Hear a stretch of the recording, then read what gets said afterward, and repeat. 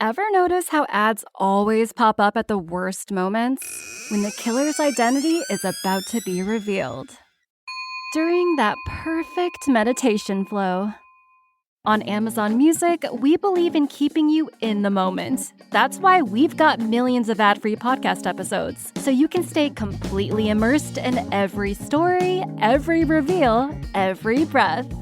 Download the Amazon Music app and start listening to your favorite podcasts ad-free, included with Prime.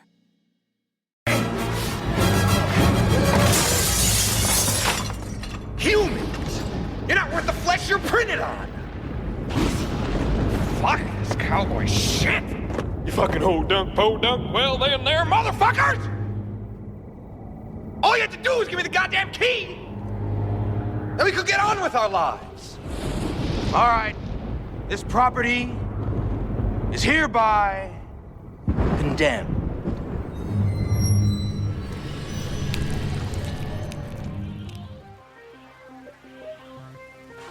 Welcome to hell!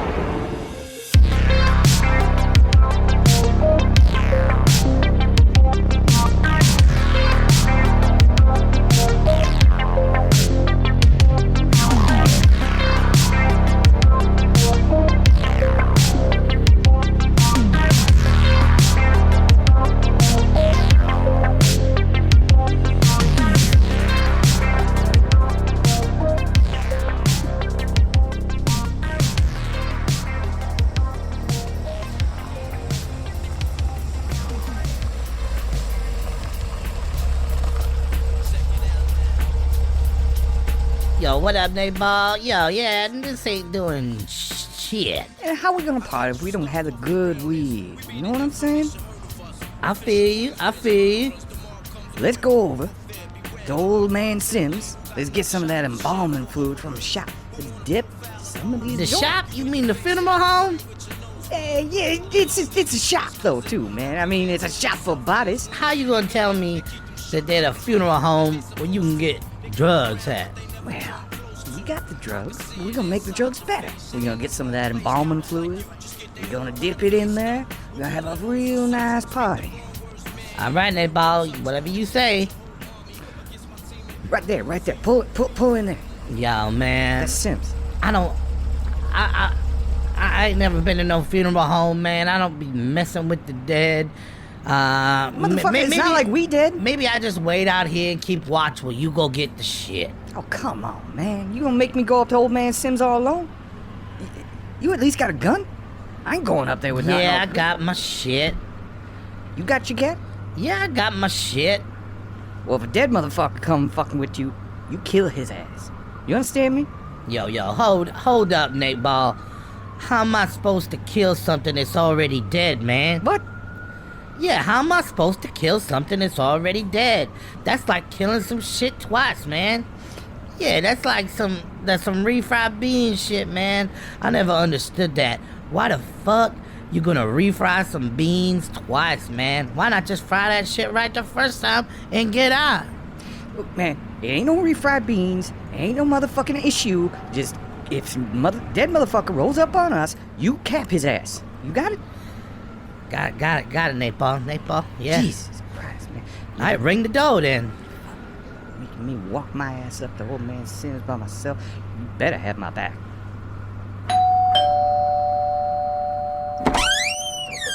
Hello, motherfuckers. How you doing? Oh, yeah. What up, man? Hey, we were just coming here. You know, we got. We looking for the shit, man. Oh yeah. The shit, man. You got some shit. You know what I'm talking about? Yes, the shit. The shit, yes. I've got the shit. You'll be knee deep in shit. Come on in, boys. Come on in. Pretty fucking dope in here. Man, it's some spooky shit right here. Man, Anyways, I man. ain't no motherfucking thing around here. Mr. Sims, we came here because we getting some embalming fluid to mix with our shit. Boys, the shit. Before I get you the shit, I'm gonna tell you a story about a man named Clarence. All the way, of course, you're gonna get scared. Man, we don't want to hear no motherfucking story. Yeah. This is shit, man. I don't want to be in this creepy ass house. Give me the shit. I got the shit hidden. Follow me, boys. Death comes in many packages, and I got a package just for you right on down here. Better not be no. What are you talking about, death in packages? Man, just follow his ass, right? Jesus Christ, man. He's talking about his package. I don't Yeah, know. this way. This way, young boys. This way, young boys. Man, I hate this shit. Boys, over here. I got it over here in these coffins. You better get that shit out. Got it in these coffins. I can't lift it by myself, so you gotta come over here and come get your shit. All right, man. All right, man, let's go over there and get the shit, man. Yeah. Open up these coffins, man. Help me with this door. What the fuck, man? Oh, shit. Corndog, it's you. Nayball, you in that coffin? Oh, shit. Oh, shit. What are you saying, man? What the hell's going on over here? Are we dead, motherfucker? Very dead. Motherfucking bullshit. If we was dead, what we doing in a funeral home with your crazy ass? This ain't no funeral home. It ain't the Terradome neither. Welcome to hell, motherfuckers. Oh, fuck, man, no. Oh, shit. Shit. Oh, my God, no. Welcome to hell, motherfuckers.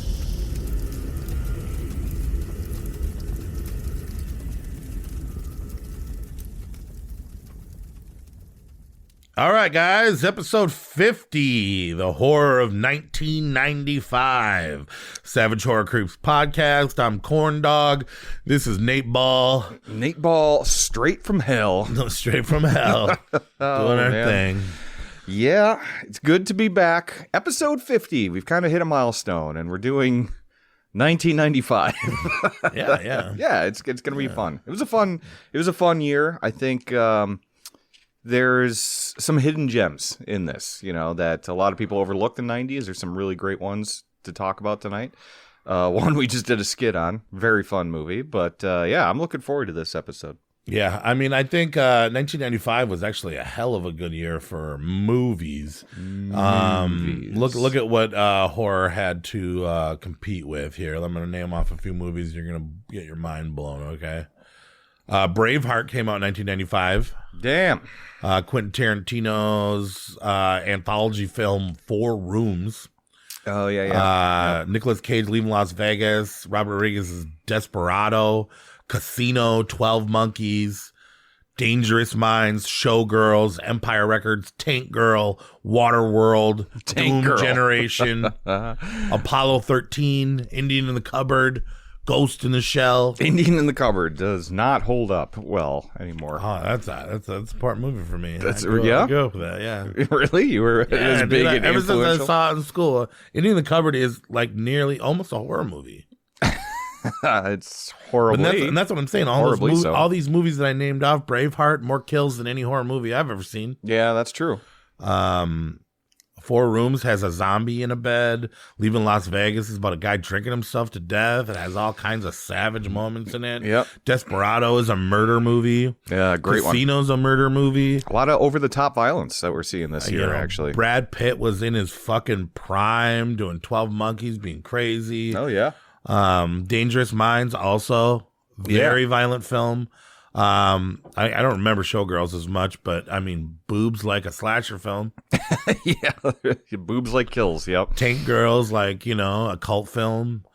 Waterworld, also. Like all these movies. Apollo 13, how many people died in that one? No, well, I guess the crew Yeah. that blow up. Massacre, Space Massacre. Space Massacre. I don't know. Yeah. I feel like horror took a back seat this year, and that's why it's so much fun to get into this one, because we're going to find the things that were overlooked by Hollywood Mel Gibson. Hollywood Mel Gibson. And Yeah. Kevin Costner's and Yep. all that other shit. So, but yeah, before we get into it, why don't we talk about news? First of all, Well, hello, Mr. Fancy Pants. I got news for you, pal. You ain't leading but two things right now. Jack and shit. And Jack left town.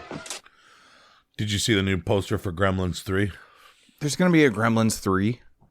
Just an official poster out. Oh. Just one of the bad gremlins holding 3 fingers down. Really? Yeah. Well, it makes sense. I mean, they've been talking about it for years and years and years and years. I'm just so sick of like everything gets a sequel now. Joe Dante is going to be at Crypticon. Maybe we can ask him more about it. Joe, what the hell's going on here? We don't want a Gremlins 3. I do want a Gremlins 3. I think they could pull that off in modern day. You know, honestly, Gremlins 2 is a lot of fun.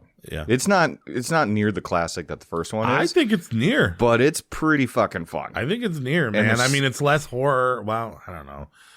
It's chaos. Yeah. It's real but chaos. It's cool. It's a lot of fun. I love Gremlins. I'm down with Gremlins 3, honestly. So that's why I'm feeling. Yeah. I mean, if it sucks, I'm going to be pissed, but yeah, whatever. In sad news, Reggie Bannister from Phantasm is on his, I guess, deathbed. Yeah, he's been put into hospice. Letters, accepting. He wants to hear from his fans and stuff, which is awesome. Yeah, but he is. They posted a picture of him online. He does not look like he's doing well, but he's gotten up there in age. Well, he's got such a good spirit. You know what I mean? You can't. Yeah, I've always heard he's a great guy. If you do want to send your thoughts, prayers, gratitude, there's you can send letters and cards to P.O. Box 4387, Crestline, California 92325. Oh, yeah, that's nice.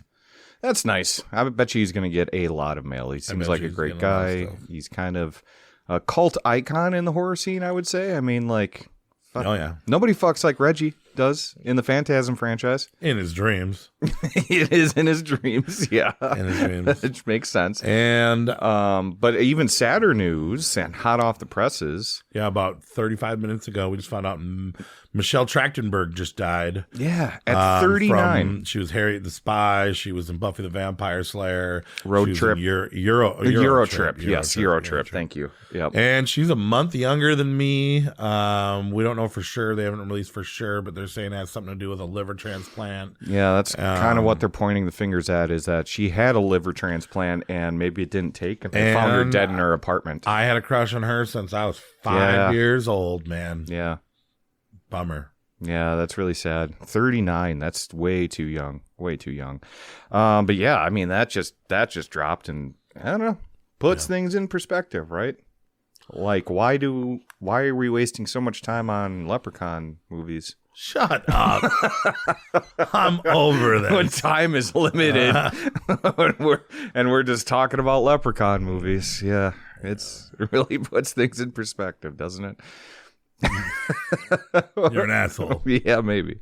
What else you got for horror news? I don't got any. I got nothing. No, that's well, it. I mean, well, then what have you been watching? We're getting close to Samara Weaving's movie Borderline. Is that a horror movie? You know, I just realized something else about Samara Weaving that's kind of horror news. There's going to be a Ready or Not 2. Did you hear this? A long time apparently ago. She's returning for it. Yeah, she's going to be the bad one. You think so? What else? I don't know what they would do. Is she going to marry somebody else? That movie doesn't need a sequel. Or is somebody else going to marry some distant cousin and she's going to rescue her? I don't know. Yeah, okay, so it's like one of those, oh my God, what if they did the Sally Hardesty thing from the new Texas Chainsaw Massacre? Rich families are connected. So if you got one mansion, it's like Game of Thrones. It's like Blink Twice, except with more people exploding. That would be kind of fun, actually, now when you think about it. Okay. All right, game on. Sorry, what were you saying that you've been watching? I got Monkey. I got the Monkey. We both watched the Monkey. We both watched the Monkey. What'd you think of it? I liked it. I wanted it to be You wanted it to be like Evil Dead. I wanted it to be a contender for the top 10. We'll see. So far, the year's been starting pretty strong. You don't think it'll be in the top 10? I don't know. We'll see. I think that I was thinking that it was going to be like, no question, this is awesome. Because seeing the trailer for it, when we saw, Hard Eyes or something like that, I think. Oh, yeah. Yeah, I was with you when we saw it. Yeah. It looked fucking badass. It looked like this Final Destination thing. And you do have some, like, really great stuff. I don't know if a story all comes together, like the first half to me, seems a little bit better than the second. You know what I mean? Kind of becomes a It mess. starts off that has at that the end. Stephen King charm at the beginning with the child narration, but then when we went 25 years ahead and we completely lost the story and we just got gore and kills and I love that. And I think it's great, and I think it's an immature. It was funny. I thought it was very funny. Yeah, you know? I mean, but it was a slash and grab kind of film that left you feeling not changed or artistically moved exactly. But the monkey was cool, the kills were cool, the performances were good. Yep. The look was good. I think it has some of the same problems that Longlegs had. Not that Longlegs had that many problems. I do think Longlegs is a little bit better. Yeah, I do too. Yeah. But they're different enough to not compare them. But they have some of the same problems that I can see continuing, where Osgood maybe needs a co-director to keep him in line a little bit more. He was in the film. You know? Yeah, I did know that, yeah. I didn't know that was what Osgood Perkins looks like, actually. Yeah. Until I looked him up, and I'm like, oh, he's... like, I don't want to ruin it. You knew that... 57 deer are involved or something. And like the fact that Elijah Wood was dumb in it, I didn't like his performance. No, and I'm glad he's not in a large part of the film, actually. Well, it's a pretty simple film. And I'm honestly. rewatching Yellow Jackets. I'm in season 2 right now, and I'm seeing Elijah Wood, and I'm getting Elijah Wood action, and I'm just like, oh, why did he take that part? Yeah. Are you kind of Elijah Wooded out? No. No, I think he's pretty fun. I get my Elijah Woods. You get Elijah Wood for him? Yeah, I don't have a problem getting my Elijah Wood. Right. That's stupid.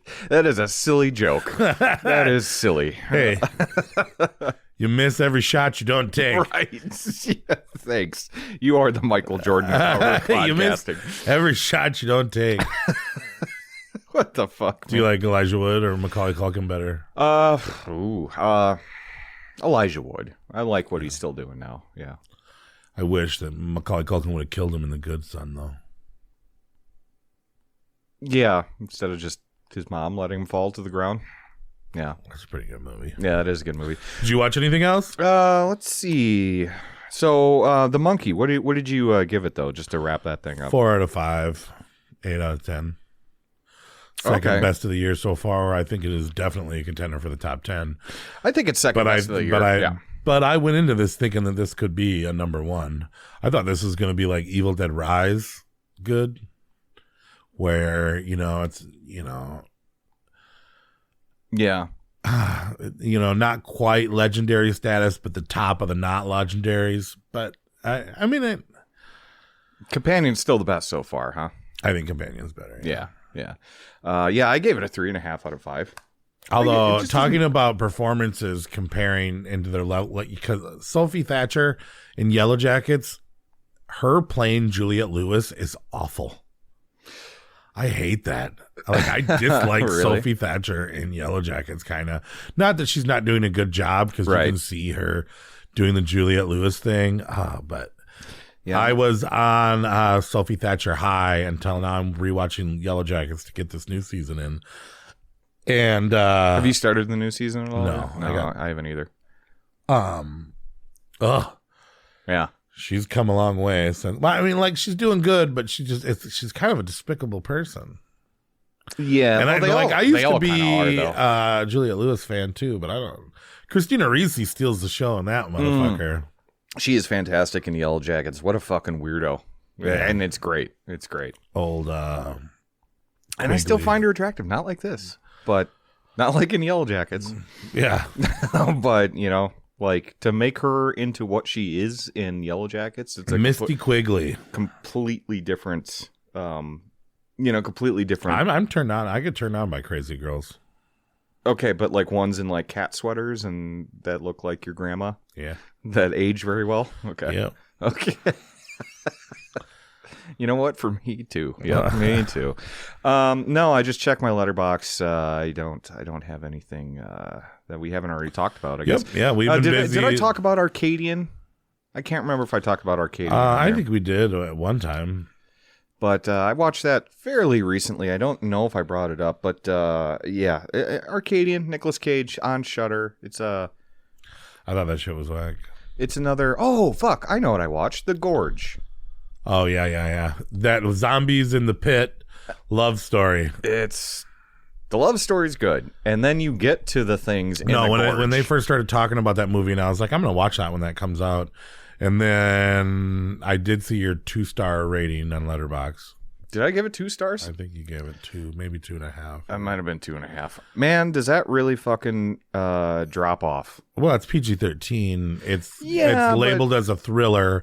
I do know that those are zombies in the pit, but it's I from what I understand, people are just it's like a love story between Teller and Taylor-Joy, and yeah, I don't know, man. That doesn't look like the normal Taylor-Joy that I know.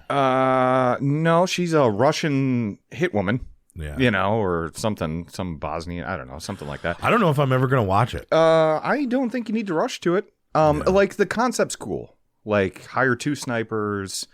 The love story is the thing that actually works in it because they're both good actors, you know, and it's interesting. And you're rooting for them. And then they actually go into the gorge, which should be the coolest part of the movie, right? Yeah. For one reason or another, they have to go into the gorge. And that's where it fucking just falls apart. I mean, the creatures are stupid. I'm sorry, but they're really dumb. They remind me of like rejected ideas from Pirates of the Caribbean.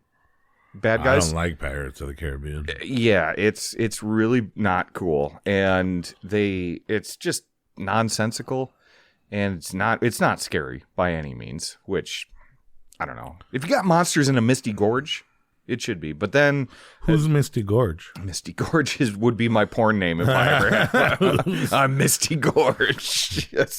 Just loose as all That's hell. what we call your butthole, the Misty Gorge. Misty Gorge. It's 2 people on either side of it. Pumping rounds. Okay, anyway. I'll never go into a Misty Gorge. Yeah, well, I wouldn't recommend it. But yeah, it falls. It really, like, the first half's good, and then it really falls on its face. Yeah, I can tell by the trailer. Yeah. I was excited about that, and people were talking like it was a horror movie, but it's well, not. it's from Scott Derrickson. I mean, he's done a lot of good horror movies. Isn't he the one that did Sinister? Yeah. And movies like that. So, I mean, shit. I mean, he's got... Hellraiser 13. That's right. The Black Phone. You know? Yeah. So, I mean, he's got some good ones underneath his belt, but fuck, man. This is not one of them. Yeah, I don't know. It's not great. It's not great. It happens. 2 out of 5, right? 2.5. 2.5. Okay. What do you know about 1995? Do you know anything about it besides Braveheart came out? Oh, yeah. So, yeah, since that's all we've been watching, let's just get into what is 1995 before we get into our main topic tonight. 95. One of the biggest things that we were all glued to our TV sets for was the O.J. Simpson verdict. There was nothing hotter on TV. I've wanted a Bronco ever since I saw that chase. I was 10 years old, and I wanted a Bronco. I want hydraulics on it. I want the license plate to say death. Yeah. And yeah, but to this day, Ford Bronco is my dream car. Yeah, well, that you picked the dream car of the most unexciting chase ever, of him just slowly going down a highway. The most unexciting chase? Wasn't it the night that the most pizzas were delivered of all time? Probably. Okay. Yeah, because everyone was just like, what the fuck's going on? I remember watching that on the TV too. And then I remember being glued to the set with my entire family watching. And that's and some of my research here, an estimated 150 million people were watching the verdict of the O.J. Simpson trial, which he became not guilty. And the O.J. Simpson trail? The trail. The O.J. Simpson trail. They watched the trail of the cops. Yeah, O.J. Simpson got dysentery and died on the O.J. Simpson trail, the trial. And yeah, I still don't know how he got a not guilty verdict. What do you mean? He didn't do it. Okay, all right. Well, moving right along. Do you know how good of a football player he was? Yeah, no, he was great. Do you know how great he was in the Naked Gun films? Yeah, fantastic. It was very funny. Yeah. Yeah. You think a person with that kind of talent could do something like that? I don't know, but he did write a book, If I Did It, which is not something you do for a man that is trying to convince everyone he didn't do it. But moving right along, Jerry Garcia dies, the Grateful Dead frontman. Were you Grateful Dead, Fran? No. No, I wasn't really. I mean, I had some tie-dyes. Okay, then you're in. Jerry Bear tie-dyes. Yeah, I mean, there's a few songs I like by him, but it never really Too got many songs. I mean, Yeah. too many songs. I never really Never got played into them the same. Never became a deadhead like some people are, And If I did like him, I was a poser. If I Did It, the O.J. Simpson book. If I did it, if I wore the tie-dyes, I was a poser. Michael Jordan, I was just calling you the Michael Jordan of horror podcasting. He returns from retirement. To play on the Wizards or play on the Bulls? Wasn't it the Wizards? No, because he bought the Wizards and played for the Wizards, but he came out of retirement and went back to the Bulls, I thought. I can't remember. I feel like this is when he came back to the Bulls, not when he bought the team. Yeah. Hold on. I'm researching my research here. So he. Well, fuck it. Michael Jordan's back, and you know what else is back? Dennis Rodman's hair. Friends actually debuts on TV. Titanic's breaking box office records. Gangster's Paradise, which is kind of Coolio. Very, very good song. Did very you know iconic rap song. In 5th grade, we had a talent show. Yep. And I chose to lip sing to Gangster's Paradise. Oh, wow. How'd that go? Nick Fawcett, he got to be UV, and he lip sing the singing. I was choreo, and I put my hair in little... Not corn dog. Choreo, yeah, but I went choreo for the performance. Choreo. And then I had Mai Mi Zhang come up and pretend to be Michelle Pfeiffer and slam her hands on the desk. And I did that. Interesting. I loved that song. I could recite it probably right now to you. Do you want to try? Yeah. Okay. We're moving on. But as I walk through the valley of the shadow of death, take a look at myself and realize there's nothing left. Yeah. No, I mean, that's a fucking iconic But yeah, if that song came on, I could do every single word. The Rock and Roll Hall of Fame opens up for the first time. It opens, yeah. Really? So I always thought it was around for a lot longer than that. But it just finally opened. And then big thing that we're still collecting to this day, you and I, DVDs arrive on the scene in 1995. That's crazy. What was your first DVD? Everyone remembers their first. I don't. You don't? Let me think. Mine was one of the movies that we're talking about tonight. Oh, really? Yeah.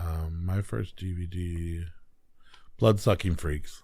I don't know. No, I don't know. That would be a fucking badass first DVD. I honestly don't know. Dude. I honestly don't know. Also, out of DVDs arrive on the scene, and then they're like, we gotta start with Blood-Sucking Freaks. This is gonna be a hit. No, that wasn't. It's not like Jurassic Park the oldest, or something, DVD I remember acquiring.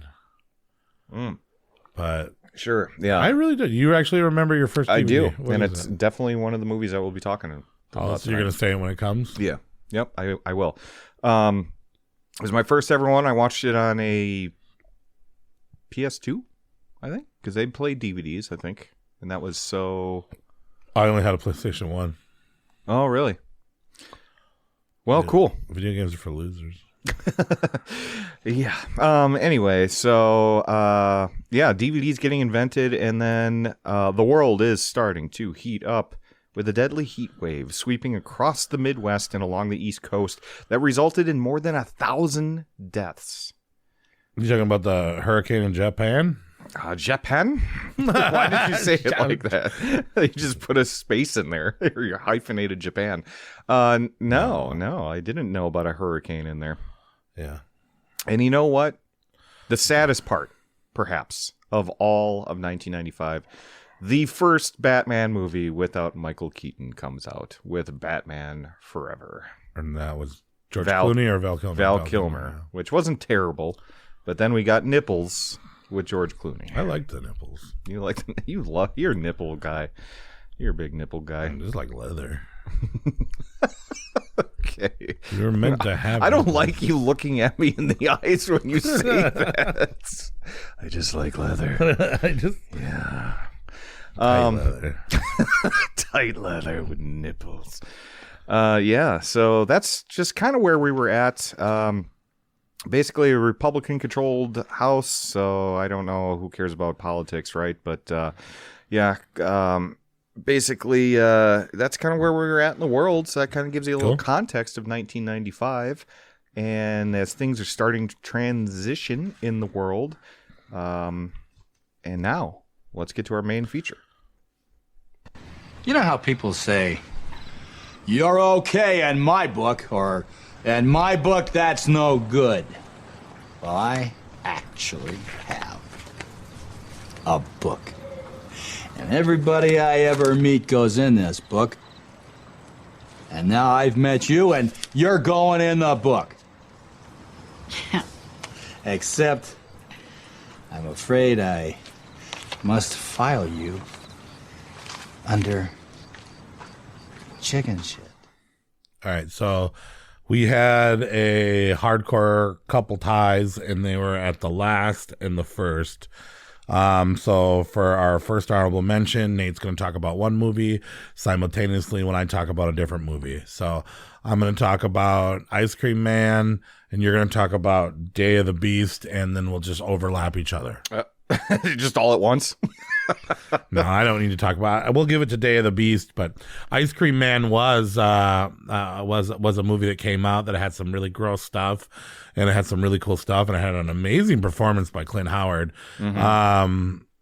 But I think it has a lot of hype to it. But I don't know. It's cool, and it's gross, and it's Ice Cream Man, and it's Clint Howard, and yeah.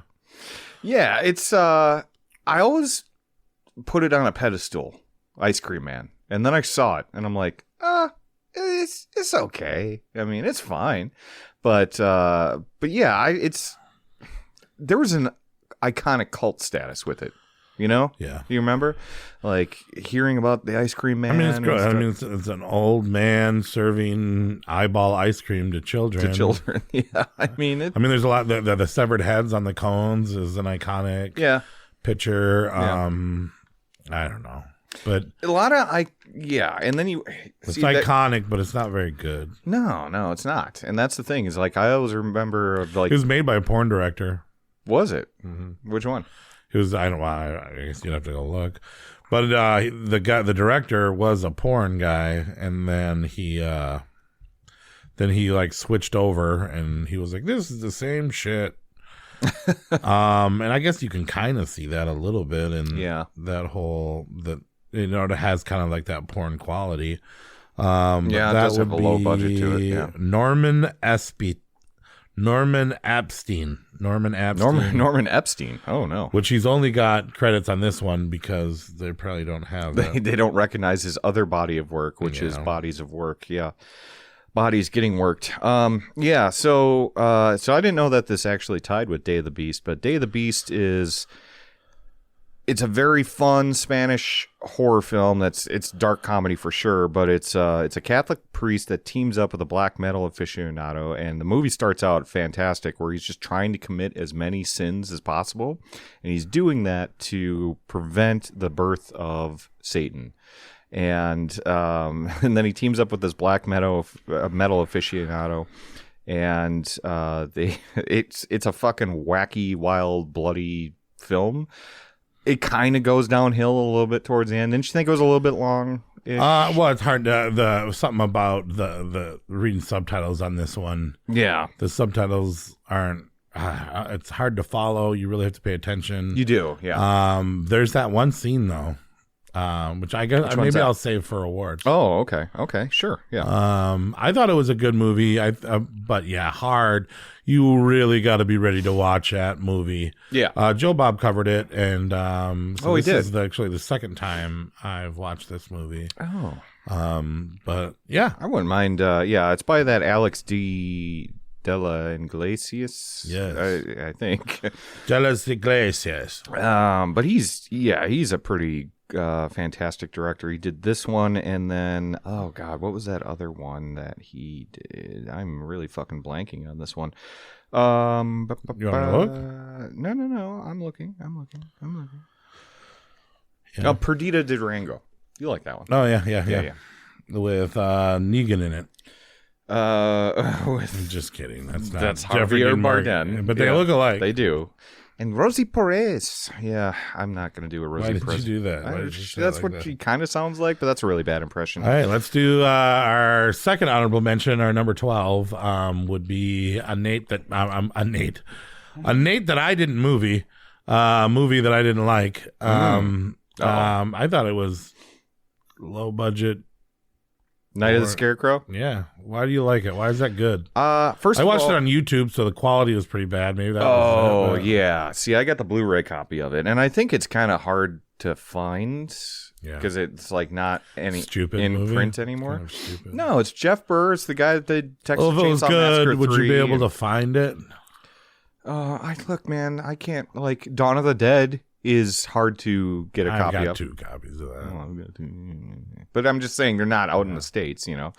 Night of the Scarecrow. So, this is the director of Chainsaw 3, though. Chainsaw 3, That's Jeff Burr. And I don't know. I think it's one of the few scary Scarecrow movies out there. It's a different take.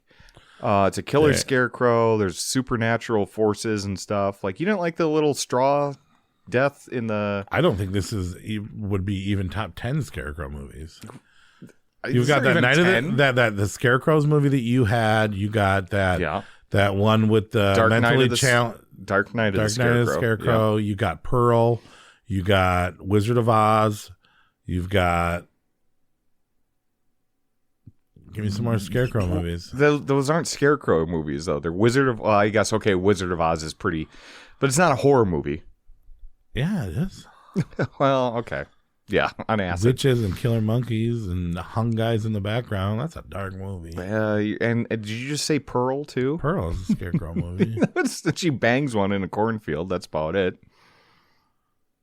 Anyway, I don't know. No, it's basically a group of drunk teenagers accidentally set free a spirit of a warlock which possesses a scarecrow. So it's got supernatural evil. And the Scarecrow goes on a bloody rampage, and I don't know, I thought there were some good deaths in this one. It does kind of feel like one of those direct-to-video 90s movies, though. But yeah, I don't know. There's some good gore in this. I don't know if you saw it on your YouTube copy, but in the Blu-ray it looks great. And it did not look great. And so Scarecrow movies, Scary Stories Telling Dark Harvest, Jeepers Creepers 2, Dark Night of the Scarecrow, Trick or Treat, Scarecrows, Jeepers Creepers 1. Well, this sounds like we need to do a Scarecrow episode. Return of the Oz, Children of the Corn 3. Oh, which was also 1995. Yeah. But yeah, I don't know, man. Yeah. Well, anyway, so Jeff Burr, director of Stepfather 2, which is a pretty decent movie. Leatherface, Texas Chainsaw Massacre 3, Pumpkinhead 2. You like that one? Puppet Master 4 and 5, which those are pretty enjoyable, actually. Surprisingly enjoyable for Puppet Master films. So I mean, like he did some decent films before he did this one, and he still brings a lot for a direct-to-video horror film, a lot to the movie, I thought. And I think the Scarecrow's creepy in this. I think there's some interesting kills, and it's definitely got a fall vibe. Can you at least give me that? Could you watch this at Halloween, maybe? When I went in to go watch it, I actually thought I was watching this movie. Oh, yeah. I've never seen that. Have you? Better. That movie's better. Tiffany Shepis, I think, is that's in just this Scarecrow, right? Yeah. Tiffany Shepis is in it, so it's better. Well, fuck me. Fuck you. But anyway, I don't know. Our last honorable mention at number 11 is Bloody Muscle Bodybuilder in Hell. Yes. Which, remember, what night we came home from the bar and they were doing that all night. Was it a Halloween or something? Yeah, something like that. And then we went home and you were like, turn on Joe Bob, a stupid movie's on. And then we went and I was like, what is this movie? And you were like, I don't know. And then we watched it and then we were texted and I was like, it's getting better. It is. It is getting better. But yeah, is it Japanese? It is Japanese, yes. Japanese wanted to make an Evil Dead movie, obviously. Pretty much. And then they made it, and then they the footage was all garbage, so then they had to make it again. And then he made it, but then he didn't have enough money to edit it, so he had to wait 8 years to get the money to edit it. Yeah. And then he had to wait 2 years to put it on a disc, and then another year to put it. So this movie wasn't available to anybody until about 2010. Yeah. So it's kind of hard to argue that it might be. It started in 1995. I mean, according to our rules, it's a 1995 film. It was filmed in 1995, so it's a 1995 film or whatever. And it's fun, and it's not as good as Evil Dead, but of course it's cool. Not. Yeah.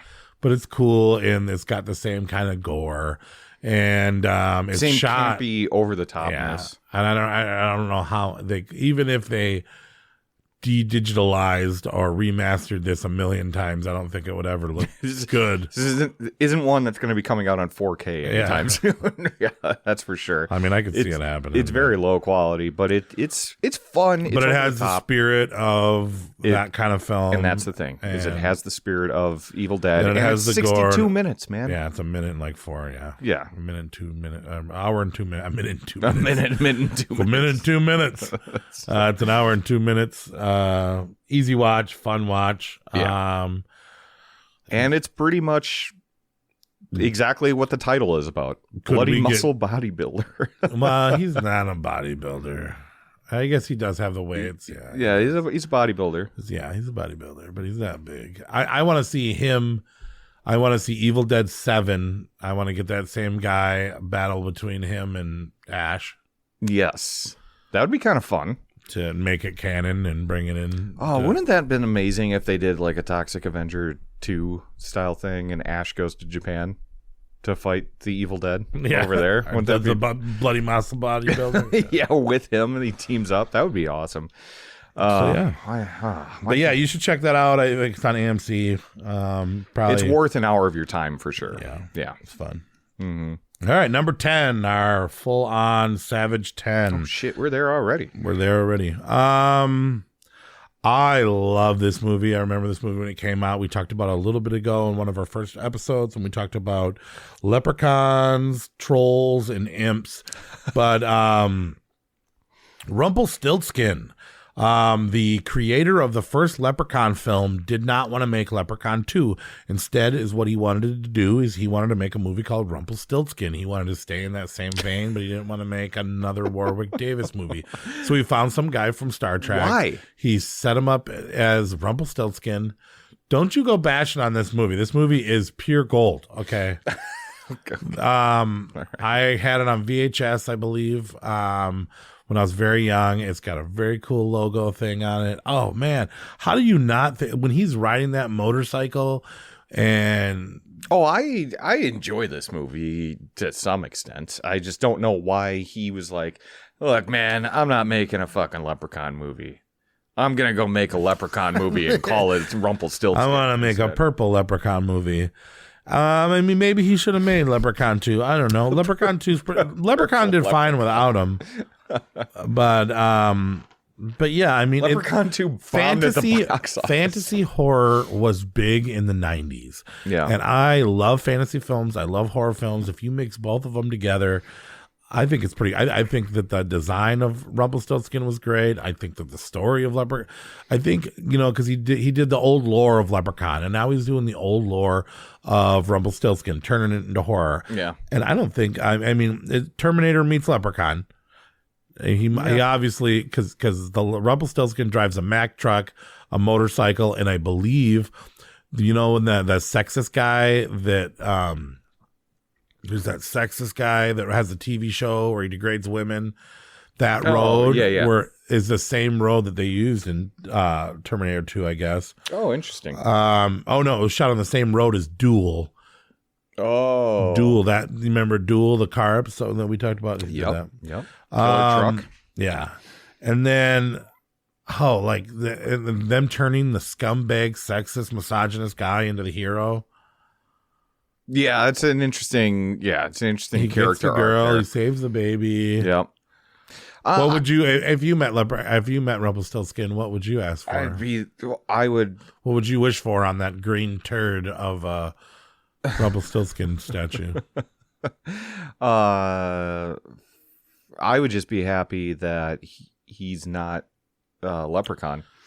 And you'd say my wish is already granted. Yes, my wish has been granted. We've got Rumpelstiltskin in front instead of Leprechaun. I think Rumpelstiltskin's actually much creepier than the Leprechaun. I mean, it's kind of the same thing. He cracks a couple jokes, but he's a little devious. He's a little hunchback and turtle. He steals babies instead of his gold back. Yeah, he doesn't have a shoe fetish. He gives you a wish for a baby. What wish would be worth giving up your firstborn baby? I mean, like a second baby. He spun the gold. maybe you have an ugly baby and you're like, I'm going to trade this in and get a new model. No, you haven't had your baby yet. He goes, I'll give you a wish. I'll grant you a wish. But in trade, I get your firstborn baby. I don't know. It's going to be something stupid, right? I mean, like, people that would do something like that are going to wish for all the riches in the world and, like to be rich and famous. What, but you already have all those things? No, I do not have all those things by any means, but I also don't have a firstborn baby on the way either. World peace, bro. World peace. I wish for world peace. Is there going to be world peace when I got to give up my... You're not going to wish for world peace. Why not? What are you going to wish for? World peace. Russia's all mine. I want everything. Everyone in Russia is mine. To win World War IV. I don't know. Be Wolverine or something. That'd be cool. And see, now you're thinking. Yeah. It's hard for you to kill. You immortality. You wouldn't give up your first baby for immortality? I think that's going to be a curse after a while. Yeah, but you got to do it. It would be kind of cool to get launched into space, though, and just see where you end up eventually. Yeah. Oh, because the world would end and then you're still alive? Yeah. Oh, I could see the world end. And then just be blasted through space. Who knows where I'd end up? Okay, maybe immortality. Maybe immortality. Yeah. All right. Yep, fuck that baby. All right. Number 3. Our number... and we're jumping ahead. Should be number 3. Number 9, Leprechaun 3. Third time's a charm. Says who? I don't believe you that you watched it. I did. I really rewatched it. So you guys might have remembered if you listened to our Leprechaun franchise episode. It wasn't a Leprechaun franchise. It was imps, trolls, and goblins and all that stuff. But it basically largely took up all of the fucking Leprechaun movies, of which 3 we talked about for some time. Arguably the best of the Leprechaun movies, which... Do you think that? I think number 2 is. But you really like this one, you were like, you need to rewatch it. Yeah, like, okay. Caroline Williams, gonna do my it. Girlfriend. I'm gonna do my it. ex-girlfriend, Caroline Williams. That's right. Yeah, I forgot you two had a hot, passionate affair. Yeah, underneath the table at Crypticon last year. And she was looking good. She did show me a naked picture of herself. Oh yeah, she had. Do you want to see this? And I said, sure. Yeah, I do. Yeah. Yes. She wishes for a perfect body with luscious lips, boobs, and butt. It's kind of a werewolf movie because we meet this other young kid that loses all his money. Yeah. And then he goes to pawn his watch and he finds a shilling and he gets all these wishes and he wishes to be back in the casino. And now Leprechaun is out for revenge to get his shilling back. He kills a magician. He kills a casino manager. There's a sex bot that comes out of the TV. It is the funniest. The potato lines, they add the potato lore. They show you what it's like to become a leprechaun, which is basically becoming a werewolf. Yeah. But with green blood, you get a super ditzy, fun magician's assistant that I found very charming. The heroine? She's great. The mobster guys are hilariously bad at their jobs. What a perfect place to put a leprechaun. Yeah, no, the setting is really great. It's just, man, it's a fucking Leprechaun movie still. It's like bad humor. We're gonna meet Warwick Davis soon. Yeah. And I'm gonna and you're gonna get all starstruck.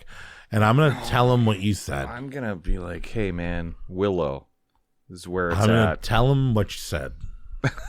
you go right ahead. I'm going to tell him what you said. Yeah, because he just won a BAFTA. Can you believe that? I guess he doesn't like his Leprechaun movies either. Really? Well, he made enough of them. Yeah. Hey, bills don't pay themselves. I get it. Well, said he would never do it, or something about being a father made him regret his I'll Leprechaun. never do 8 of these. It's like, okay. I love the Leprechaun movies. I think he's 4th tier icon status. Come on. Yeah. So on the Mount Rushmores, the 4th one down. Yeah. So who's on this other Mount Rushmore? So you get 3 more. Who the fuck are you putting with on Leprechaun? the same level with Leprechaun? Yeah. I mean, 4th tier is down there. So you've already gone through 12 horror icons. Tall Man. Tier 4. Yeah. Tall Jesus. Man. So you're just hitting both ends of the spectrum with the tall man and then the short fucking Leprechaun. Short Man. Okay. This is going to be a fucked up. Gizmo. Good God. And Bruce from Jaws. Yeah. Now you're just being hurtful. You don't mean that. I think Leprechaun. I would rather, if I had to erase the Jaws franchise or the Leprechaun franchise. Don't you say it. See ya, Jaws. Get the fuck out of here. I do. I thought Jaws is one of your favorite movies Jaws of all is, time. but what about the other movies? I like 2 and 3. If you told me that I could go the rest of my life without ever watching Jaws again, or I go the rest of my life without watching a Leprechaun movie again, that is sacrilegious. I'm dude. sorry. I watch those Leprechaun movies a lot. So you can get in touch with us and send Corey hate mail through Facebook, Instagram, and then at savagehorrorcreeps. You're wrong about this Leprechaun shit. You got a grudge. There's something happened. It's almost It's almost fucking St. Patrick's Day. It's coming up. Yeah. And you got no respect.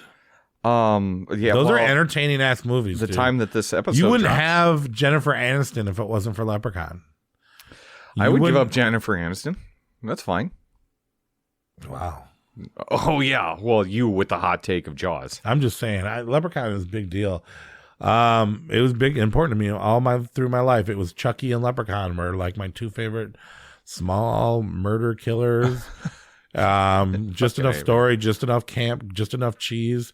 And I'm sorry, Leprechaun is scary. Leprechaun.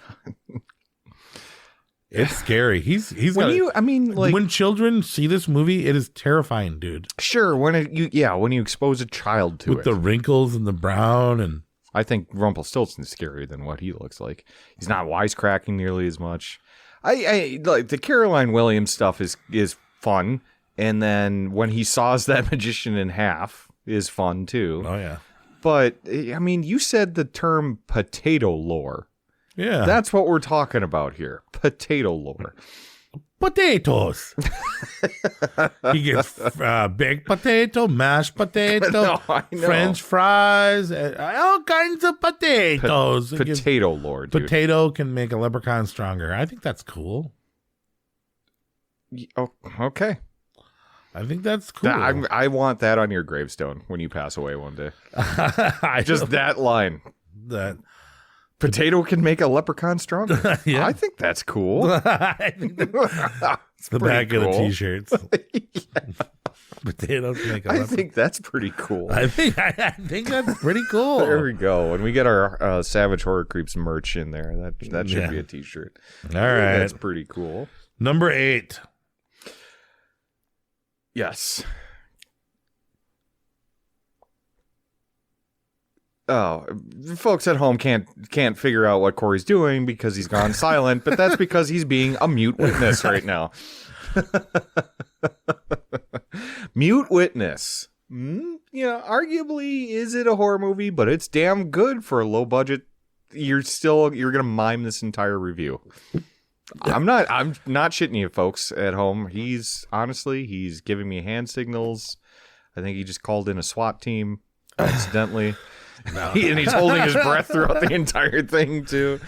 Yeah. So it's a mute witness. The opening scene, they're making a movie with a terrible actor. What, is she drunk or something? What was the problem with her?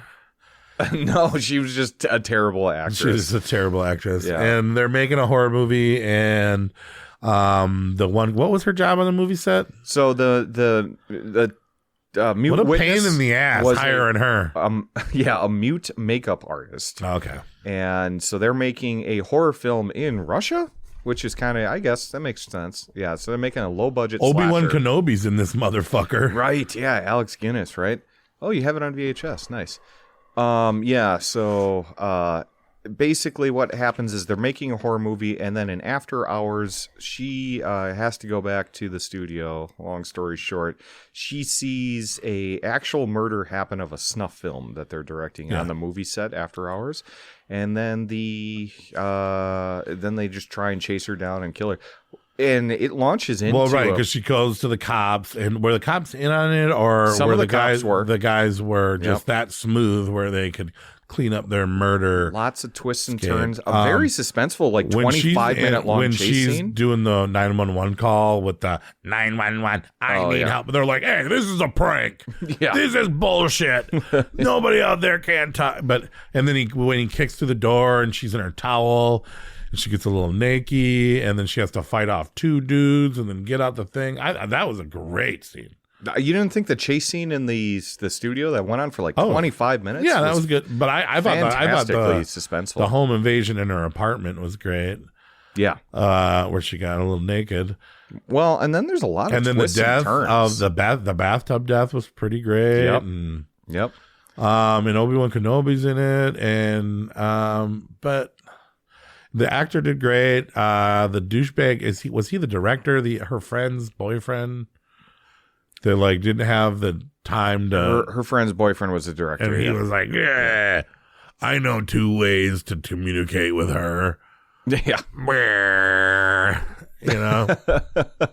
Yeah, he was a douchebag. I was hoping he would die. Yeah, how come he didn't get to die? Yeah.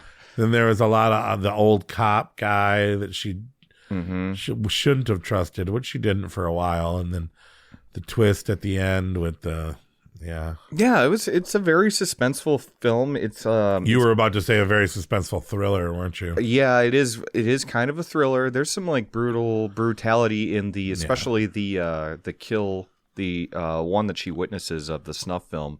That's pretty brutal, but yeah, it is kind of like a thriller, but it's actually like a low budget Hitchcockian. Well, and the Obi-Wan Kenobi part they filmed first, and then they wrote the story around the Obi-Wan Kenobi scene, which the late Sir Alec Guinness is actually the main bad guy of a snuff film sex ring or something like that, which is kind of fun to see a prestigious actor just show up in a car. Which I don't know of him in any other movies, but yeah. So they had that cameo. That he was just like hanging out with Obi-Wan Kenobi. He's like, oh, let's shoot this little cameo. And then he's like, now I have a movie where I can put his name on it.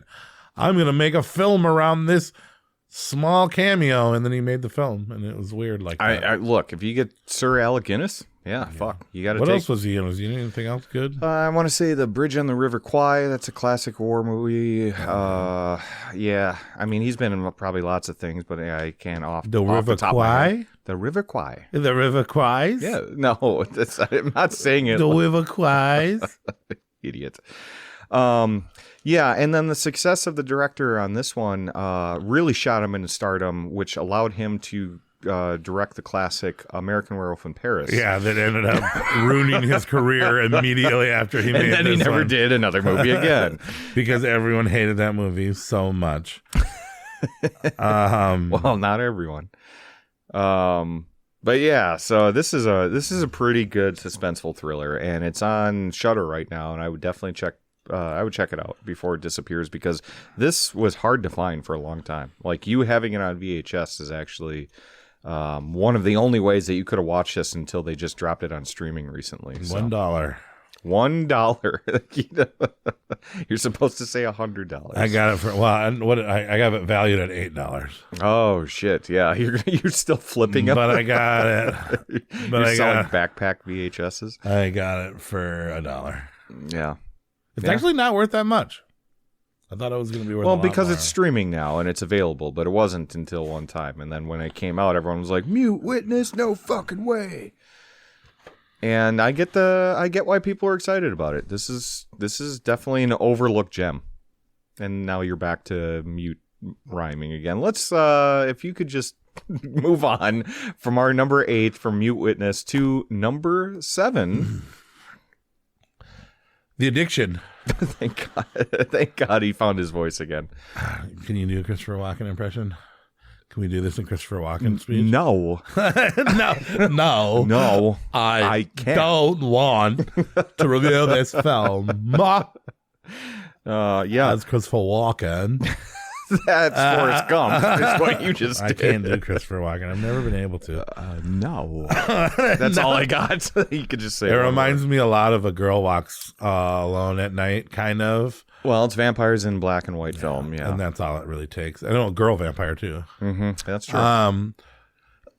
What is she addicted to? Okay, so well, now you're doing Forrest Gump. No, okay, she's movies addicted like to the blood loss. No, I think her addiction was like. I think it's a comparison to that she lives the life of an addict because she has. Well, it's definitely a parallel, but but I think it's like more she's addicted to the darkness of humanity, right? And that's why I don't know, man. She feeds on that. This blood movie lust. comes across as a very intelligent, pretentious film, but I think that it is actually a bit of a farce. I'm not trying to diss this movie. I do like this movie, but like it has the psychology spin with the very, very basic psychology where I think anybody it's a bit on the nose, right? Yeah. And they really hit you with a sledgehammer. I don't really love Lily Taylor now, but I like this Lily Taylor. I love the almost cameo of Christopher Walken. I love the aspect of New York City that they show. Yeah. I don't think that's really what New York City's like, but the way that you can see that it's in a setting and it has the spirit of a city. I think the black and white. I thought this movie was going to be boring, so I saved it kind of till the end. Sure. And I was like, okay, this is up on other people's lists pretty high.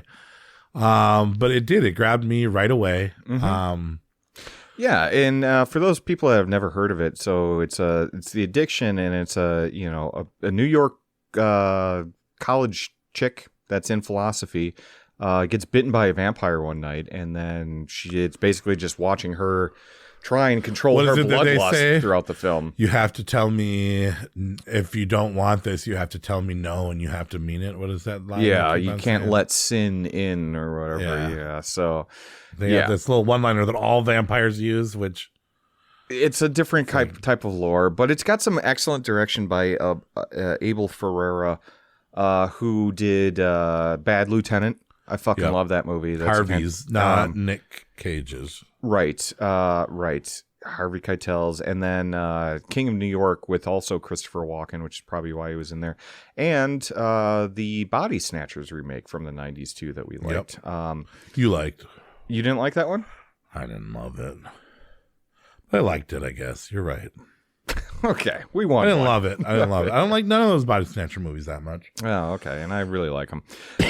But yeah, so he's a great cult director, and he chose to shoot this in some really good black and white.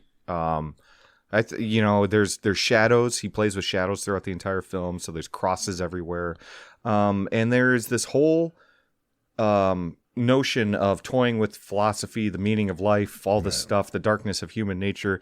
But it does come across as like almost like preachy, getting the philosophy stuff out there throughout the film. I mean, like no one talks like this. We drink to escape the fact we're alcoholics. Existence is the search of relief from our own habits.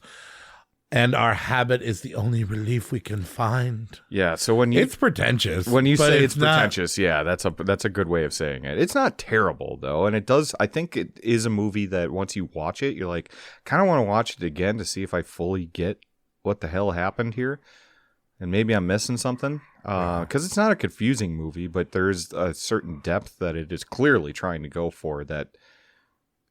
Is it coming across? Did I just not get it completely? It just doesn't work all the way. Well, and then the Christopher Walken speech that when he schools her, she's a new vampire, and then she goes to bite Christopher Walken, and Christopher Walken takes us up to his apartment or her apartment. I don't remember. His apartment. His apartment.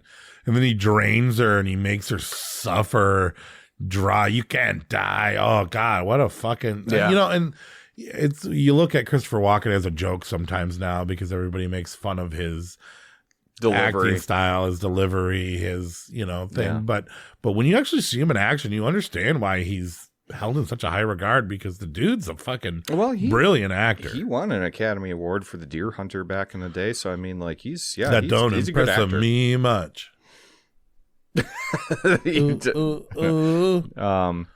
I can't tell if you're singing that because you want to, or if you just really don't like the Deer Hunter movie. No, I just don't care about an Academy Award. They give the wrong things out. Man, they don't give horror no love. Horror no love. Deer Hunter is a classic. Deer Hunter's a good movie. Yeah. But yeah. Anyway, so this is a very interesting vampire movie, though. Shania Twain. She was 90s. Yeah. I don't know 95 though. Don't impress me much. Who do you think you are, Brad Pitt? Shut up. No, but anyway, so this is an interesting vampire movie though because it is trying to do something different. At times you're like, is this horror? Is it weird? You're watching this, or is this just a hipster movie? Yeah. And then the vampirism is very much like an addict going through withdrawals, but there is kind of a cool little vampire bloody bloodbath at the end of this film too, and you're like, holy shit, that was kind of wild, and that's pretty horrific how it's shot. And then Lily Taylor, 23 years later, got to be in the Leatherface sequel. Yeah, I mean, she was also in The Conjuring too. I know. Not the sequel, but the first one. Yeah, so I mean, like, yeah, she's no stranger to horror. Yeah, she was the mom in The Conjuring. She was? She was? Maybe she was? I think so. Oh, yeah, she was. Okay. Caroline Patterson. Yeah. So, yeah, it's like an art project / horror film. So it's kind of interesting, but I could see why this would turn people off. Yeah, it does almost look like a student film. Yeah. But it's good. It is good, and it's nice because there's so many vampire films out there, and this one kind of is different from a lot of the other ones, though, too. Right? You don't really see like a couple of fangs or anything like that, But and then she does that performance right after she learns from what Christopher Walken told him to try to have the willpower to not constantly live to drink blood and not be a feral animal and to learn, and then she takes that out to make art. And then she has that, withdrawal in the room where she's shaking and she's trying to do the possession thing. Yeah. Not as good as First Omen or The Possession, but she shakes and writhers on the floor. And, like I said, I'm not a big fan of Lily Taylor now, but I think this is a good performance. I liked her in this film. She did give a great performance in this, yeah. Okay, so that's our number 7 with The Addiction. What is our number 6? Number 6, Halloween 6. Yeah, bittersweet, right? I feel like we're scraping the bottom of the barrel. It's on you. I like this film. I'm an apologist for Halloween 6. Yeah, and a lot of apologizing you must do. You think start so? Right now. Apologize. Well, I mean, I think after the Leprechaun 3 compared to Halloween 6, I think Leprechaun 3 blows this motherfucker out of the water. Well, you think about that. You think that with every movie on the list tonight. No, I mean, I had where did I have? I had Leprechaun 3 at like your number 3. I had or something. Leprechaun 3 at number 6, right here where it's supposed to be. Okay. And then Halloween 6 was number 9. All right. So it didn't jump up that much. It's only because of how the rating system worked. Yeah. Because I had it at my number 6. You had Halloween 6 at 6? Yep. Oh. 666. Yeah. So after the abysmal Halloween 5, you get to come back and just see Michael Myers kill people brutally again. And that's all I needed. Yeah. Paul Rudd's cool, too. It's Paul Rudd's first movie. Yep, he plays all... But the girl... He's the best Tommy Doyle, I think, in the franchise. And then the original Tommy Doyle? The little kid Tommy Doyle? You didn't like kid Tommy Doyle? Fuck that kid. You think Paul Rudd... Can we make jack-o'-lanterns? That's he all he was says. A kid. I know he's a fucking kid. You can't fuck with the original. I don't know. I mean, Paul Rudd's good. Paul Rudd's cool. He's better than the Weird Science guy. Yes. You mean Michael Taylor or no? Michael C. Hall? Yeah. No, that's Dexter. Fucking Something like that. Something like Something that. like that. Yeah. From the David Gordon Green trilogy. Yeah. Kid that brought the gun, put it in his locker. Yeah. He got a B. Yeah. Shop class or something. Yeah. But yeah, it's not a great movie by any I think means. it's the worst Halloween. Well, No way. I think it's in the conversation for the worst Halloween. Really? Yeah. You didn't have it that far in our Halloween rank, did you? Well, yeah, because I had it pretty low on the Halloween rank. Yeah, What do you not like about this movie? The extra lore, the lack of story, Michael Myers being kind of dumb, the final girl. I mean, to be fair, they had to crawl out of quite a fucking hole that the fifth one dug themselves into. I like the fifth one. Really? Yeah. The Man in Black and I felt like H2O had to crawl out of this hole, was a true hole. Well, there's something like that. Are you going back to your Misty Gorge? Yeah, you're going back to the Halloween rank? Yeah, this would be my number 8 in the Halloween franchise, so I guess it's not that great, but yeah, I don't know.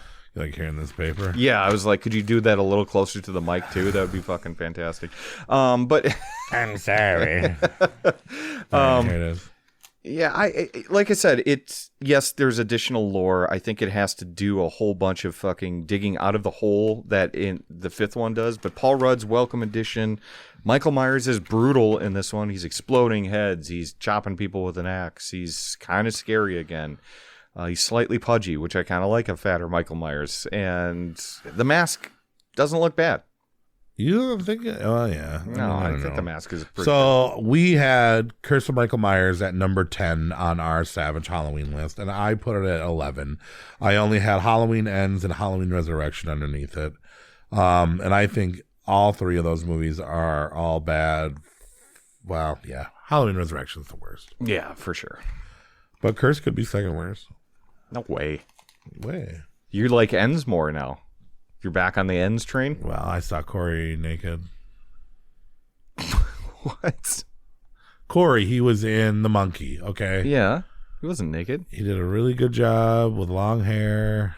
I think he's going to be a big star, dude. Rowan. I don't know. Really? I think after time, I think what's his name? Rowan Campbell? Rowan Campbell. I think after time, they're going to make more bad Halloween movies, more bad Michael Myers films, more bad Michael Myers, and then eventually, 20 years later, we're going to look back at Halloween Ends and be like, I'm glad Corey beat his ass.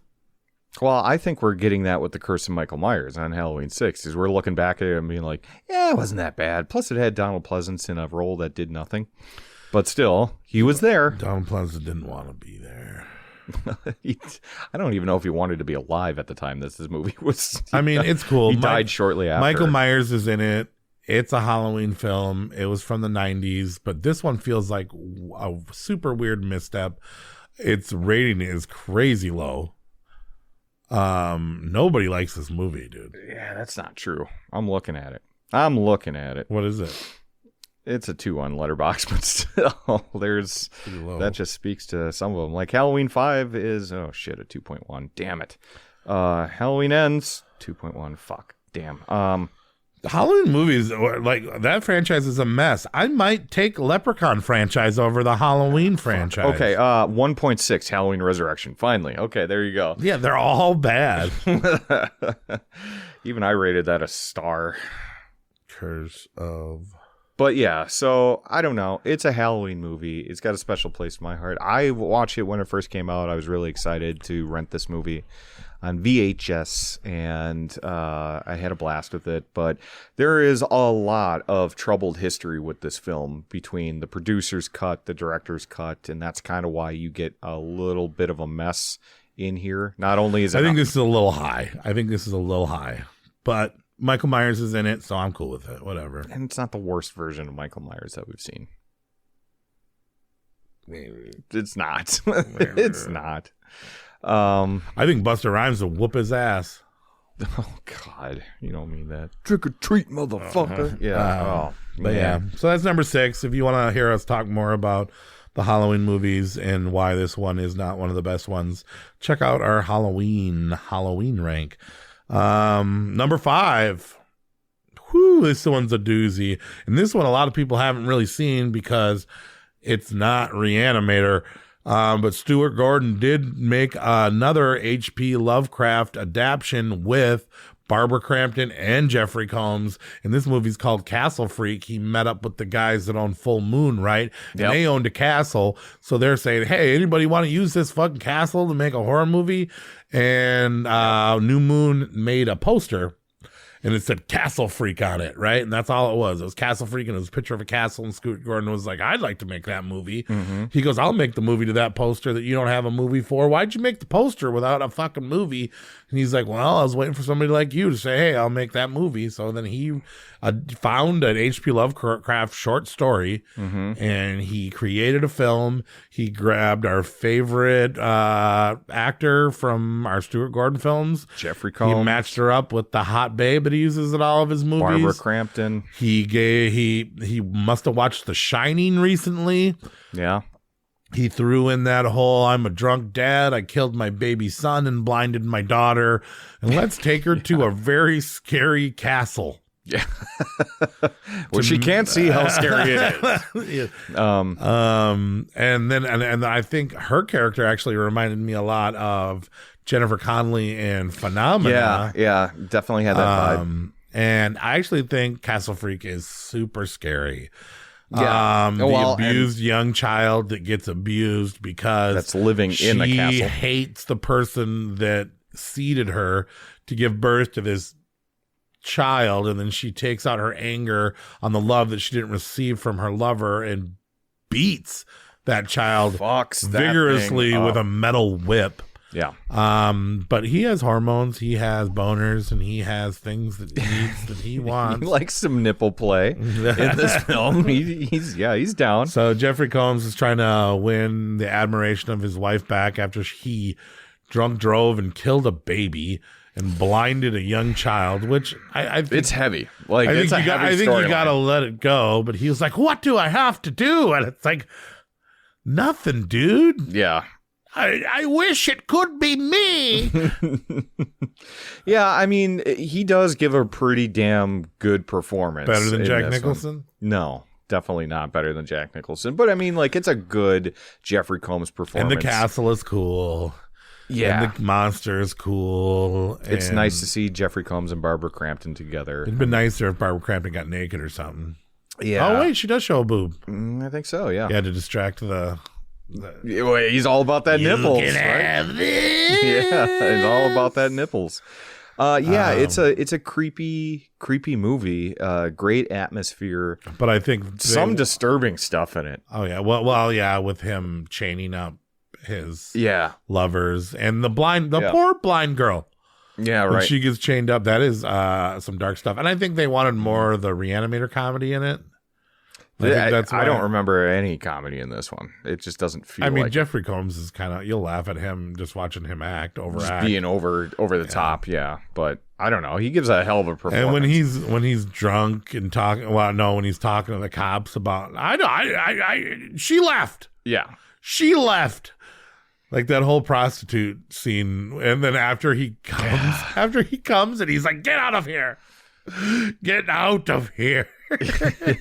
Yeah, that was funny. And then in the end, kind of when he chains them to him and he leaps off, that was borderline comical. Full moon. It's a good one. It's a good one. Yeah, I mean, it's still the people that made Reanimator back behind it. You know, it's good. It's a quality movie, and the Castle Freak is a fucking freak. Like and I love how he uses the bed sheet, and then he actually looks way cooler with the blood stains and the bed sheets. And I dug this movie. The first time I watched this movie, I didn't love it as much as I did, and this was a while back. I remember when I went into my Internet Movie Database, it had a solid 5. And I was like, fuck, what kind of mood was I when I watched this the first time? But yeah, the book that it's based off of is The Outsider by H.P. Lovecraft. the cast, it's a very small cast, but they all worked very well together. I thought Rebecca was great. I don't think she did any other movies. No. But I really thought she did it. I believed that she was blind. And I literally felt bad for her. And then her optimism was inspiring. I mean, come on.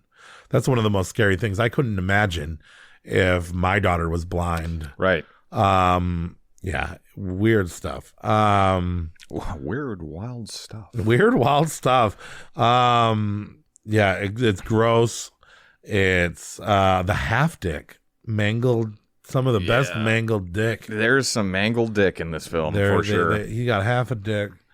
It's not a feel-good movie like Reanimator is, which Reanimator shouldn't be a feel-good movie. I don't know why I said that, but it is a feel-good movie to me. But one thing, why? So when they made this, when Stuart Gordon made this, he thought that Castle Freak was going to rival Freddy Krueger, Jason Voorhees. He thought this was going to be a huge icon slasher killer. That was the plan. Really? And nothing, no sequel, no nothing.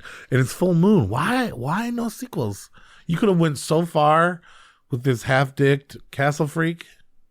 Yeah, I don't know why they never went back to it. Because, I mean, this is pretty revered, I think, among horror people. I don't think a lot of people have seen it. Well, there's the remake, but... Oh, there's a remake of this movie? Oh, yeah, 2017, I think. Oh, really? I've never seen that one. I had no idea. You didn't even know about it? I guess that speaks to how good it is, huh? If we don't know about it, but... Well, I know about it. I remember when it came... I haven't watched it. But I remember when it came out, I thought about watching it, and you know how remakes are. But yeah, let me find it. Castle Freak 2020 came out right during the pandemic. Who is in that? It has 4.2 on IMDb. There it is. Look at nobody that. famous. No, not at all. Must An be Charles Albanian Band just trying to castle fucking with bloodthirsty creatures and inherited by a young blind woman. But yeah, gotta have old Combs in there. Yep, that you do. All right, so that's number 5. Number 4, Texas Chainsaw Massacre 4, Texas Chainsaw Massacre: The Next Generation, or The Return of the Texas Chainsaw Massacre. We talked about this a long time ago, a couple Thanksgivings ago, on our bug episode, on how much supposedly both of us love this movie so much. You know what I mean? Matthew McConaughey's best performance. Sorry, I'm saying it. Fuck you, Dallas Buyers Club. Fuck you, Interstellar. Yeah. It's How to Lose a Guy in 30 Days. Fuck you. Texas Chainsaw Massacre. I love this movie to death. I think that it is tied for the second best Texas Chainsaw Massacre. And I also think that Texas Chainsaw Massacre is maybe one of the greatest horror franchises of all time, because I like a lot of these movies except for like the last couple. But the top 4 of Texas Chainsaw Massacre, I think, are all fucking chef's kiss. Renee Zellweger's career before she was big, Matthew McConaughey before she was big. You got a dinner scene that's blow your mind. Leatherface looks maybe one of the coolest that Leatherface has ever looked. Towards the end there, when it's like Lady Leatherface. A lot of people say that this movie is just violence, and it's like kind of smutty, and it has no story. It's gritty. Yeah, it's grimy. But that's why I love it, man. I think this one matches the energy of the first film, to be honest, with the intensity that and the over the top shit that happens. Dude, and Kim Hinkle was directed and wrote from the first film. Yep. So that brutality, that serious or tone from the first film that Kim Hinkle brought, brings it into this one. Puts it all in Vilmer. I guess I understand why some people don't like it, but why they don't like it so much blows me away. I think they just don't embrace. Like, I think this movie is getting looked at favorably now, but when it first came out, 1.9. Yeah, on that Letterboxd. Is fucking criminal. Yeah, I don't think it deserves that. That is fucking criminal. I mean, it's not like a fucking masterpiece movie, but it's fun and it's madness and it's totally got this its own style and charm that people just don't look. Internet Movie Database 3.4. Yeah. Fuck you. And if you Anyone that's voted for anybody that did that low, maybe it's because Matthew McConaughey's in it, and so many non-horror fans probably watched it, and we're like, what? This is offensive. Well, I am so excited to bring up that our own, very own Horror Night Anthony, a.k.a. Dracula, a.k.a. the Demonic Thrust. Yeah. I'm throwing him under the bus. Half star on I saw Letterboxd. that. Half star. Fuck you, Dracula. Jesus Christ. The balls Watch it that again. Kim Hinkle has his saying review. is the only proper sequel to the original. I know that he wrote both, but get real, dude. I think he did. What does it say when he did that review? 2017. Yeah. Yeah, that was before I knew him. Yep. That's the Do you old think Dracula. you perverted him? He's come so far. I don't think he would do that to us now. Would this have swayed his Horror Night status on the podcast if you had known about this review prior to knighting him? I didn't. Yeah, maybe. I don't know. It's hard. It's hard to see. Yeah. I've seen you do some despicable low ratings on some pretty good movies too, though. And I've seen you do some despicably high ratings. Oh God! Look, here's the thing. You need people like me. You need people like me so you can point your fucking finger. Say that's the bad guy. This is Scarface too. The thing is that I don't also approve of what you do either. And this movie is in particular. You think that this is a 5-star perfect movie. Yeah. Which I don't. I think you're trying to get that rating up. No. And I think you're juking the stats a little bit. No, but I actually rated do. this 2.5. That's fucked up. That's actually criminal too. I don't think it's that. That's actually criminal. This movie is just as good as Texas Chainsaw Massacre Part 2. I have a lot of fun with this movie. But I judge a movie by how it's made, content, everything like that. You're part of the problem. And it's kind of a mess, though. But it's a fun mess. You're a 2.5. Yeah, out of 5. That's not bad. And you put it That's where? a great movie. And you put it where? You put it at number 5 on your list. Yes. A 2.5 made number 5 on your list. That is correct. Where did Halloween 6? What 6. What rating do you have for Halloween 6? 3. So you put Texas Chainsaw Massacre 4 above Halloween 6, but it has a lower rating? Yeah. I can't judge every movie equally, too. Yeah. You know what I mean? Yeah, well. And I also develop my top 10 by the enjoyment, too. Not just the content and the quality of the movie, but of the enjoyment. We'll come back to that. I do have something to say later. Well, I mean, like, look at American Werewolf in Paris, right? Not good movie. Not good movie. But it's fun, you know? So it should get this movie points 'cause fucking it's sucks, fun. but it's fun. So, yeah, when I'm making a top 10, I'm going to put my preference in there. And I would prefer to watch Return of the Texas Chainsaw Massacre. That's actually the original title. Yeah. Texas Chainsaw Massacre, the beginning. Or The next generation. Thank you. Whatever. There's so many fucking titles. I do put that above Halloween 6. I'm pretty I think it's disappointed. way more fun than Halloween 6's. I'm actually feeling pretty low right now. Well, if you want I to thought hear... you were on my side with this. I thought you liked this movie. I do like this movie. 2.5. Number 5 on That's my an top F. 10 That's an F. of this year. It's people like you that... What are you doing with this movie, Mr. No Child Left Behind act?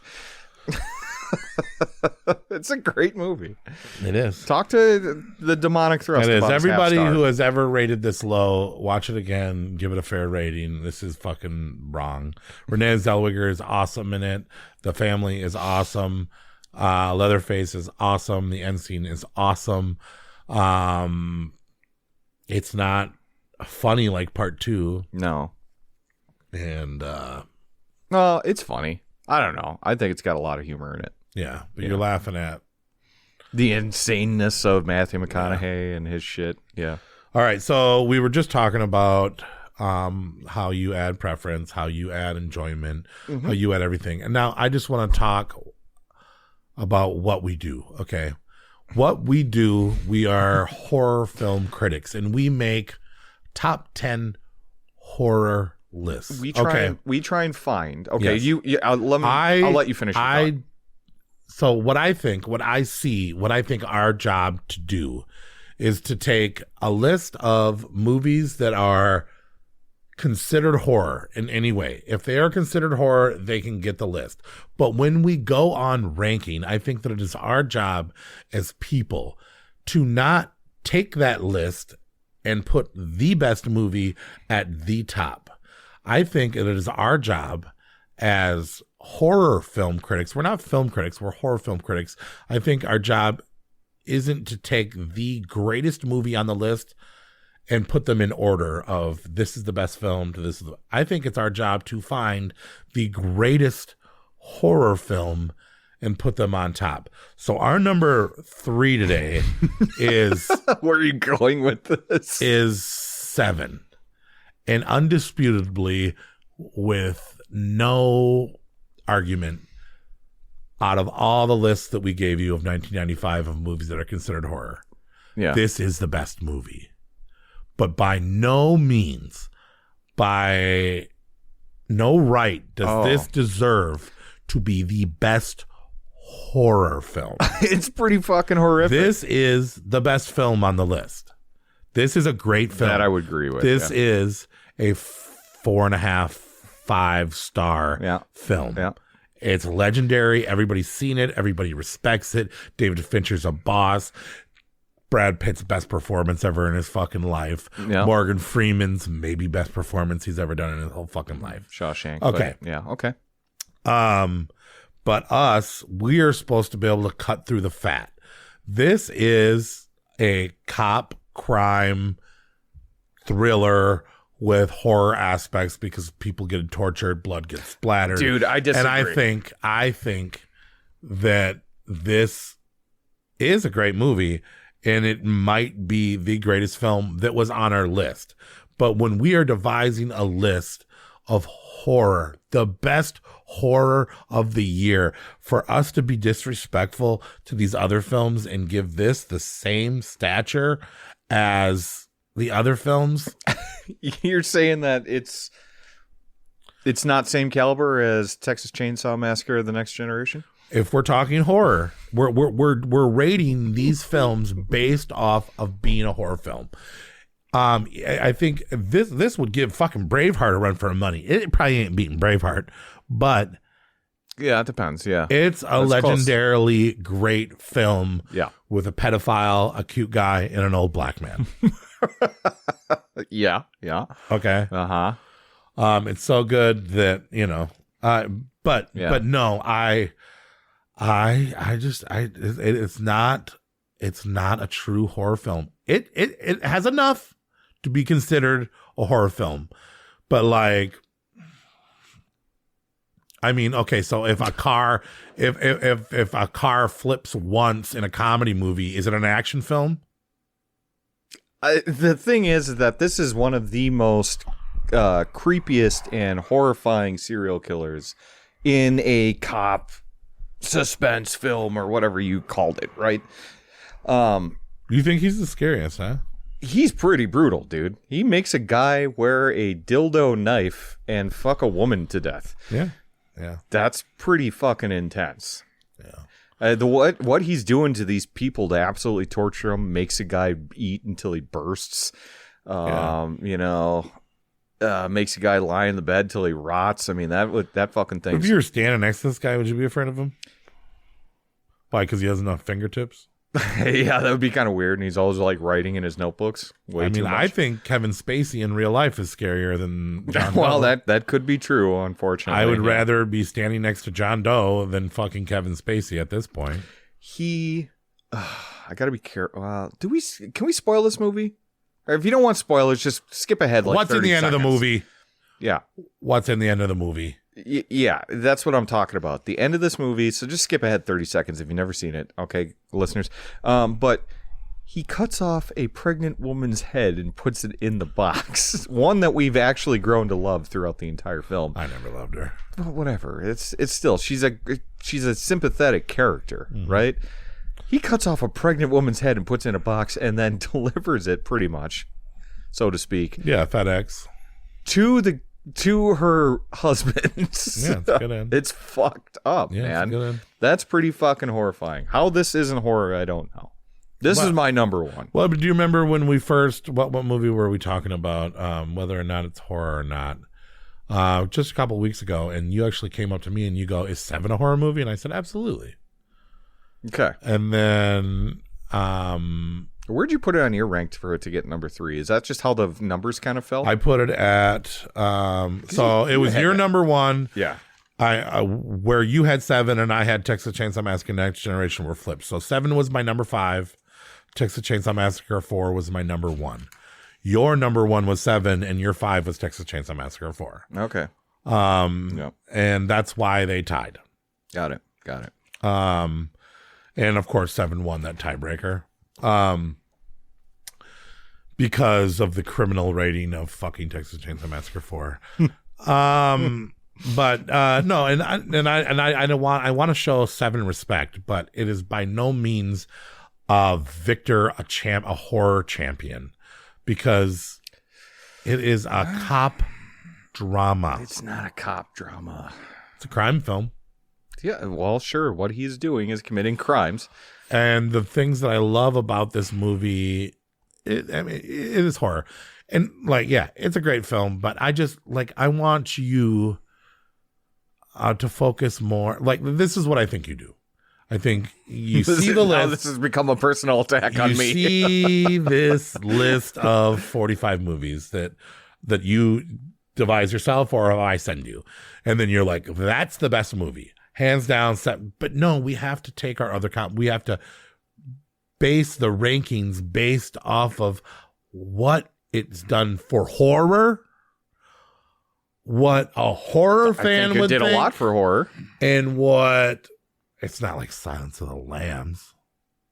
No, which I believe came before this, but and also, a scarier person than John Doe is Hannibal Lecter. Is he? Hannibal Lecter's got a charm to him. You kind of actually want to hang out with Hannibal Lecter, right? So does John Doe. He's smart. He's he's exacting, patient, and worst of all, yeah, I don't want to listen Morgan to him Freeman talk thinks about he's a good guy. Sins and stuff like that over and over again. At least fucking. So you're Brad Pitt and I'm Morgan Freeman? Yeah, I would have. Yes. You're a psycho. You're a psycho. You're a sick fuck. Yeah.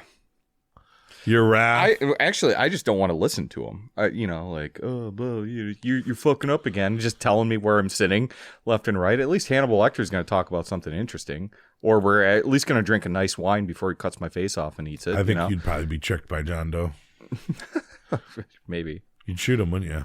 Yeah, for sure. You'd give him what he wants. I would give him what he wanted, which is a bullet to the head. I would have peeled off his face or something. I would have slowed down. I think that this is definitely the best movie on the list. So yeah, I'm agreeing with you, but it is not the best horror film. It's all up for interpretation. But here's the thing that I was going to say while I was going to let you go off on your diatribe, and that eventually turned on me, which you just turned into a personal attack. And listeners at home can't see your face, but it's just funny because there's just no apology on there. There's just no... I don't feel bad for you. Yeah, you don't feel bad about what you're doing. Here's the thing, though, that what we do is it's not about the best movies or whatever. We suffer through some bullshit to make sure that we're bringing the best of what we're watching to the listeners, while we get to talk about all the fun stuff like eating nipples and things like that, in Castle Freak or whatever that may be. I'm not mad about it being at 3. I think that's fair. I do think, thank God I'm here. Thank God I'm here to not let this be number 1. But also, maybe it's a good thing that you're here that it didn't get number 5. Well, there you go. You're being sincere, and you're actually, I think you mean that. Yeah. You're thankful for both of our opinions. Yeah. You also seem angry about it. So well, okay. I don't know. So in the last couple episodes, don't know how to take this. Maybe I'm developing a bit of a hubris, because I feel this Leprechaun 3 residual anger? It used to be, Yeah, maybe. It used to be, we used to see things a little bit more easy, but it's grown to be sort of a competition where I have to represent so hard. I don't and look then at it you that actually, you actually accused me maybe for the first time ever of sandbagging a movie. And you know goddamn well I don't sandbag movies. Yeah. And you know goddamn well that you have sandbagged movies. Which one was before. that? No, I have not. I never have. What movie did I accuse you of that again? I remember accusing you. 7. Oh, it was. Yeah, it was for 7. this. You said I sandbagged 7, and I said no. Yeah. I Okay. truly believe that this is where this belongs. I put it above Leprechaun 3 because I'm a honest guy. Okay. I don't pull that trick where I wait for your list to come soon and then I move shit around. Hey, you knew I told you that. That's not fair. You knew I was going to drop that down and I forgot to change it when I sent it. No. And I'm just saying, every time you submit your list, I got to be like, hey, you forgot this, or you didn't do this. Yeah, right, your opinion. or you didn't do this Your right. opinion. Hey, just want to, like, were you not going to put Maxine on the list for best of the year? I think it's very honorable of you that you somehow managed to think that 7 is a better movie than Leprechaun 3. That's mighty big of you. Yeah. Just by this much. Out of control. Best, and I didn't say best movie. I said best horror movie. Uh-huh. Yeah. By that much. Leprechaun 3 had Less than an just inch. as much impact on me when I was 10 years old, which was in 1995, Sure. as 7 did. Yeah. In fact, if I would have done this ranking when I was 10, Leprechaun 3 might have beat it. Yeah. Well, I'm glad we didn't hang out. You're telling me the 10-year-old you and 9-year-old you and 10-year-old me were sitting around and we had the VHS of Leprechaun 3 and we had the VHS to 7 and we were going to put one of these in. Which one will we enjoy more when we were 9 and 10? I would have enjoyed 7. I would have. By the way, I almost You'd probably be running around forgot about this. with a knife taped to your dick and trying to poke somebody because you're an evil little child. 9-year-old kids should not like 7 better than Leprechaun 3. What are you going to develop a foot fetish and eat potatoes? There's tits in Leprechaun 3. Do you know what that was too? Yeah. Well, there's other ones too. There's the ones that fry. There's ones that explode. Before I forget though, this was the movie that was my first DVD ever. 7. Yeah. Did you have the alternate cover that's worth $300? I don't know about that. I'm not sure. Yeah, I got the one that looks like one of his notebooks. That was the DVD case, and they had like special That's features. the alternate. I still have it. I think It's a VHS. Oh no, it's a DVD. DVD. It's a DVD. I'm Yeah. saying the Yeah, alternate VHS Oh, is worth a lot. okay. No, I've never seen that. Okay. Yeah, I have it on VHS and Blu-ray. Nice. So Nice. yeah, I still have my first DVD over there somewhere. weird. Been carrying all those years. You bought it when you were 10. 95. Columbia House, bitch. You were able to get a copy of 7. Columbia when you were 9. House. Yep. That was one of the Columbia House ones. All right. So That's right. yeah, that's All right. Number 2, Congo. Just kidding. Oh, Congo's a good movie, dude. Congo's not bad, but Bruce Campbell's in it. fucking Amy. The monkey. I want to punch Amy right in the fucking face. It's no different than The Mute Witness. Okay, listeners, number 2 is not Congo. We cannot fight about Congo. Corey's just worked up right now. I mean, technically there isn't a 2. Congo did not make the list tonight. Sorry, but Technically there isn't even a 2. oh yeah, you want to talk about the controversy of our list tonight? So we had a true tie in more ways than we've ever had before for our number 1 movie, and it is between Tales from the Crypt and Tales from the Hood. Yeah, do we go 2 movies that are very similar a lot. So Crypt or Hood? So I think after about 7 tiebreakers, I decided that Tales from the Hood is our number 1, and Demon Knight is technically our number 2. You pulled But the Horror Nights. You did a whole I bunch asked of things. Horror Nights. I did Yeah. Rotten Tomatoes. I did an Internet Movie Database. I did Letterboxd. I did awards accumulations. I did higher rankings on both of our lists. Yep. I even asked myself if I wanted to change my thing. And I was going to ask Nate if he wanted to change his rating, but I knew he wouldn't because he's a stubborn asshole. Pause for dramatic effect. So I guess I would say that, yeah, Nate would thinks Demon Knight is better. I would Tales from the Crypt, Demon Knight with Jada Pinkett Smith.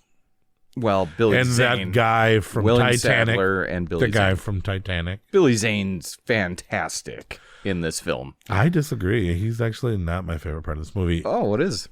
All right, so let's just talk about Demon Knight. Yeah, because it's our number 2 tonight. But it was the closest tie we've ever had in the history of Statutory Creeps. To be clear, I think Demon Knight is my preferred movie, but I think Tales from the Hood deserves the first spot because so just I'm happy so with how this ended up. With yep. The 2 nights of deliberating that I did before I could make that decision. Yeah. But yeah, Demon Knight is the first Tales from the Crypt movie featuring the what is it? An amulet or it's the key. The key, the key. demon key. Yeah.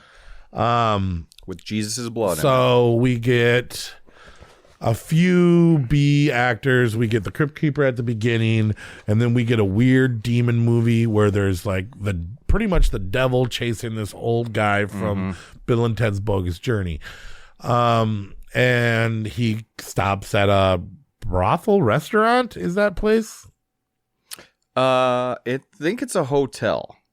Brothel restaurant. It's a hotel that is turning a blind eye to some pretty clear prostitution. Yeah. And cooks up shitty food, I think. Yeah. Well, and then this is kind of your Victor, so why don't you tell me more about this fucking film? So basically this one guy just shows up at this random hotel that's in the middle of the desert, and he is being hunted by something or someone by Billy Zane, the lame guy from Titanic, because he has a ancient key with Jesus's blood in it, and and Billy Zane is a demon, a high-level demon that invokes a whole bunch of low-level demons to just fucking go nuts on this hotel and everyone inside of it. Yeah.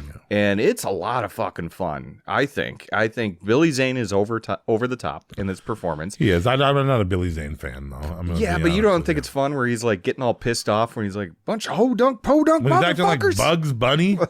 He's so funny in that. Yeah. But he's got some really funny stuff. He creates these demons that I think look fucking cool. I think they're creepy. They're kind of scaly and, like reptilian, like, you know, and as they should be. There's some great gore in here. There's some good and they depict Jada Pinkett Smith as a criminal, as she truly is. Yeah, right. Yeah, the catalyst for all the evils in the world. She does run. She's ruined Will Smith. She's running her underwear for a while. William Sadler as Breaker. I always loved him. I thought he was cool. You got that. What's her? Is it Cheech or is it CCH Pounder? I don't know. The black hotel owner lady. Oh yeah, I don't know much about her. She's great. She's been in so many different things. You got Thomas Hayden Church, guy from Wings, Sideways. He's like I said. There's a lot of good movie legends, but that nobody knows their names, but everybody recognizes their faces. Yep. So yeah, but I loved. And I compare this to Bordello of Blood a lot. This and is for way some, better than that. No, I think I prefer. Really, I like Bordello of Blood. It's fun. I wish they would have made a lot more of these fucking Tales from the Crypt movies. Bordello of Blood feels like kind of a ripoff of From Dusk Till Dawn for me. Yeah, a little bit. This one feels like a ripoff of Demons. Well, just because it has demons, I think it's different. I think it's pretty different. But in the same way, it's kind of the same. I guess. But yeah, maybe a little. But I don't know. I think it feels different. It feels pimps, new. Prostitutes, and demons. It's a lot of fun. It's high energy. When some characters die, not all of them, you're like, fuck, I actually am disappointed by that one because, like you don't want some of these people to die. When Sadler died? Okay. Did you care about anybody else that died? The CCH Pounder or whatever. Yeah, I actually liked her. I didn't have that same connection with her. You know, But I think this is fun. I do think everybody loved the show. The show was high energy, the biggest show in the world. Like, you had no idea how many people actually watched this fucking show. Oh fuck, it was everybody huge. Yeah. tuned in to see this R-rated half-hour skits with the biggest actors, the biggest things. It made sense for them to make a couple of movies hosted by the Crypt Keeper. Yep. And I think they stepped it up just enough to make it a movie separate from a TV show. It wasn't a TV show and a movie. And they were going to make a bunch of these, and I'm so mad that they didn't make more. I love demon movies. Demon movies are my favorite movies, above zombies, above vampires, even above werewolves, man. Nothing gets me like a demon movie. Exorcist, The Evil Dead, Demons, Night of the Demons. Those are my favorite subgenre of monster films, are demons. Yeah. And although this one maybe would make a 10 spot on all demon movies of all time, it's a great movie.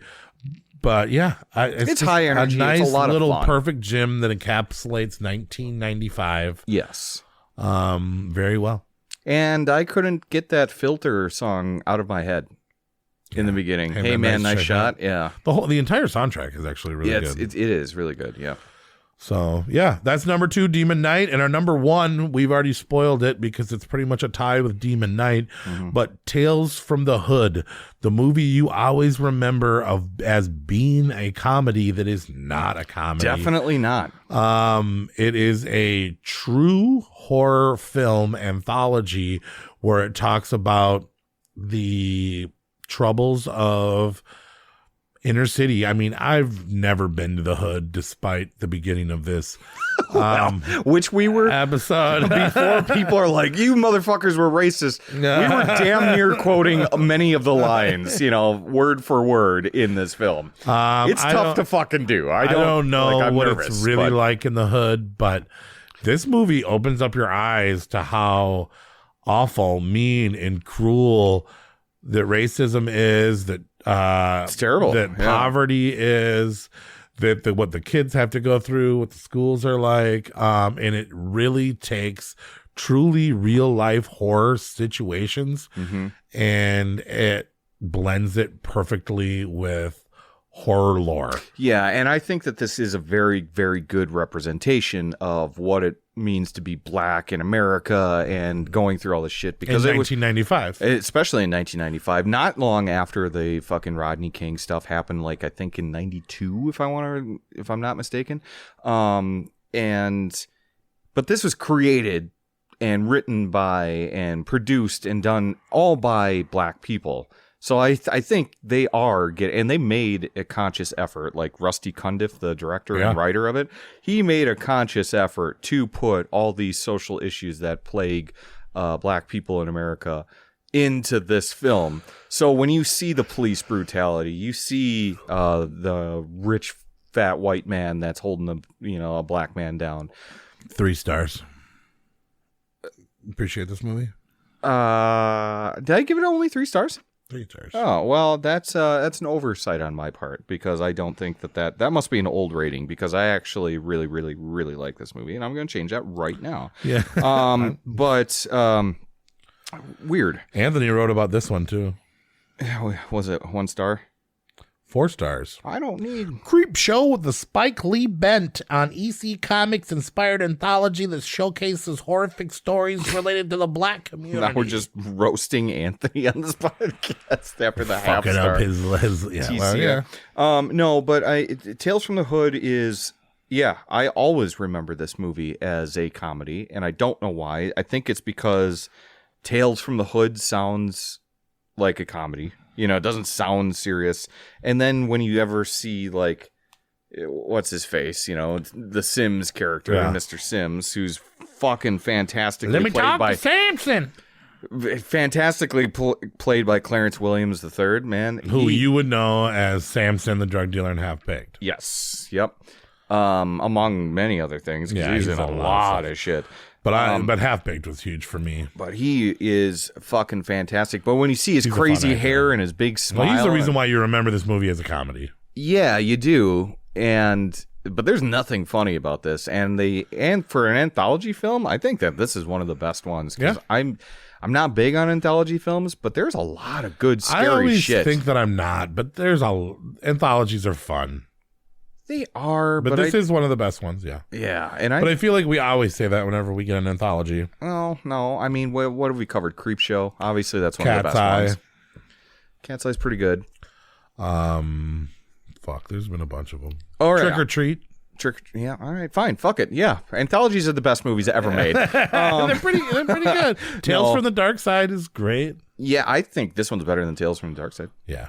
Yeah, Tales from the Hood is a really, really fucking But good. it is like Tales from the Crypt Scary. meets inner city drama. Boys in the Hood meets Tales from the Crypt. Yes. And that's probably where they got the title for the film. Yeah. Honestly, just mashing up those two things. More serious than you remembered it, but funny too, but more serious. The three gangsters twist at the end, how they interlocked it perfectly, which is another thing that Tales from the Dark Side did, but Tales from the Hood also did that good to have the last story actually put the interlocking three gangsters, which names are Ball, Sack, and Bulldog. Yep. Unlike me and Nate's inner city names. Nate Ball. And Corn Dog. Corn Dog. But I'm not a big doll fan. And I think that this fucking doll is creepy in this one. In that one story. Yeah. Well, and that one is like an eye opener to fucking awful racism in politics. Oh, fuck yeah. Yep. Fuck that. Yeah. Yeah, it's really... Well, and then the Crazy K segment at the end is like, Clockwork Orange. Yeah. Yeah, it really is. And the tattooed man, when they put him in that cage, and then he does that whole, what color were the people you killed? I like you. Yeah. I like you a lot. And like, oh, man. And then, like, Crazy K's whole story is Clockwork Orange, man. Yeah, pretty much. But like more in your face horror version of it. And it was horrific. And the way they blended the hip hop music videos with the slavery just like, it's at times it's hard to watch. At times it makes you smile. At times, and in 1995, gangster rap was exploded all over the world. Oh yeah. So this was like perfect timing to mix that gangster rap with horror. That's the 90s is still dope for horror. It's just a smart movie that is better than you remember. Oh yeah, and it's also one of those that I think warrants a lot of rewatches to kind of get that social commentary, to kind of get things that you missed, because there's a lot to take away. And I don't really think there's not a bad segment in this one, in my opinion, right? No. I mean, do you? I think they're all good. Yeah, they're all different from each other though too. I always remembered liking the child abuse one with what's his name, the voodoo paper doll. Oh yeah, who's the abusive guy? It's not the Reading Rainbow guy. It's the he was in Jumanji, I think. Yeah, I know what you're talking about. I can't find why. He's a big comedic actor. His name is Corbin Burnson. No. Or that's the KKK comeuppance. David Alan Grier. David Alan Grier. Oh yes, yeah. He's brutal in that film too. Yeah, it's weird He's seeing such dick. a comedic actor be such a abusive piece of garbage. But yeah. But yeah, it Tales from the Hood, our victor and champion, and I'm cool with it. I think that it is maybe not a better movie than Seven, but it's a better horror film. Well, I think it's an important film. I think it's a different film altogether. First of all, it's an anthology film. It's a more of a social commentary. Well, I guess Seven's got some social commentary too about just those fat American slobs, right? Kevin Spacey. Whatever. Yeah, I'm glad you're not condoning his pedophilia. But yeah, so I think I'm ashamed that you are. We're bringing it back. 2025. Pedophiles will rise again. Jesus Christ. Why did you say that in a slave owner voice? Because I don't know. All right. Slave owners and pedophiles So can both recast. die. Our recap. Number 10, Rumplestiltskin. Number 9, Leprechaun 3. Number 8, Mute Witness. Number 7, The Addiction. Number 6, Halloween 6. Number 5, Castle Freak. Number 4, Texas Chainsaw Massacre Next Generation. Number 3, 7. Number 2, Demon Knight. Number 1, Tales from the Hood. Pretty good list. Yeah. There's some that you are missing there, though, that we should still talk about. I want to say it, baby. I want to say that Evil Ed is a great gore fest. It's a gore fucked fest. up movie. I like that movie. That was my first watch this time around. Oh, really? Yeah, I never saw it before. Cruel Jaws is actually better than all the Jaws sequels. This is not... I can't... When was the last time you watched Jaws 2, dude? Jaws 2 is pretty good, but Cruel Jaws is pretty good, too. It's not bad. It's not bad, but it's better than 4. Piranha from 1995 with a very small... that 70s show. Yeah. No, that's a pretty decent remake. Wes Craven's Vampire in Brooklyn. Just a little too much comedy, and I barely can see the Wes Craven in this fucking movie. It is weird. Eddie Murphy took over this film from Wes Craven. Yeah. Which Wes Craven isn't the type of guy that lets anybody take over his shit, but apparently Eddie Murphy was able to. It makes sense because it definitely doesn't feel like Wes Candyman 2. There's a Jeff Goldblum, Alicia Silverstone movie called Hideaway that wasn't so bad. There's a Corey Feldman movie named Voodoo about a fraternity of Satanists that I actually thought was pretty good. Clive Barker's Lord of Illusions. As much as I try to like that fucking movie, I just do not like that movie that much. I don't either. And I've tried over the years to get into it, and I don't get it. There's a sexy little movie called Embrace of the Vampire where you see Alyssa Milano in a really sexy situation. Congo, we talked about that a little bit ago. Project Metal Beast with Kane Hodder and a couple other recognizable faces about a werewolf, which there's some cool werewolf parts, but the movie falls short. Yeah. Dracula Dead and Loving It. Serpent's Lair, I actually thought really was like that. Pretty decent. Kind of reminded me of Cat People. And then Nate really likes Species and Screamers. Well, Species, it's tough. I think it's kind of, it's a sci-fi movie. I think you could argue Species 2 might be more of a horror movie than the first one. But yeah, there's that. And Screamer starts off well, but man, does it not stick the landing. Yeah.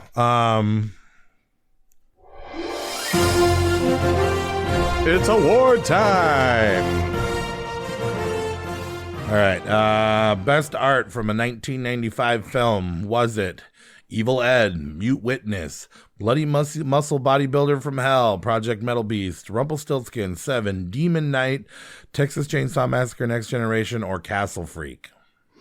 Ooh. Man, there's some pretty cool stuff on that Bloody Muscle Bodybuilder from Hell. Which is a mouthful to say, but the poster art's pretty cool. But nothing beats Castle Freak. Sorry, with the blind girl on the cover and the alternate cover. See, I'm used to seeing that when I picked up a DVD. The close face of the Castle Freak. Yeah, but there's the art one with the little blind girl, and that's perfect. Yep. Perfect. No, and then I know you mentioned that the blind girl looked like Jennifer Connelly. Yeah, that art really looks like. Phenomena. With the little bra. Little underage jailbait. With Okay. And when he put it like that, no. We don't know how old she is, though. They don't say. That's true. She is of legal age.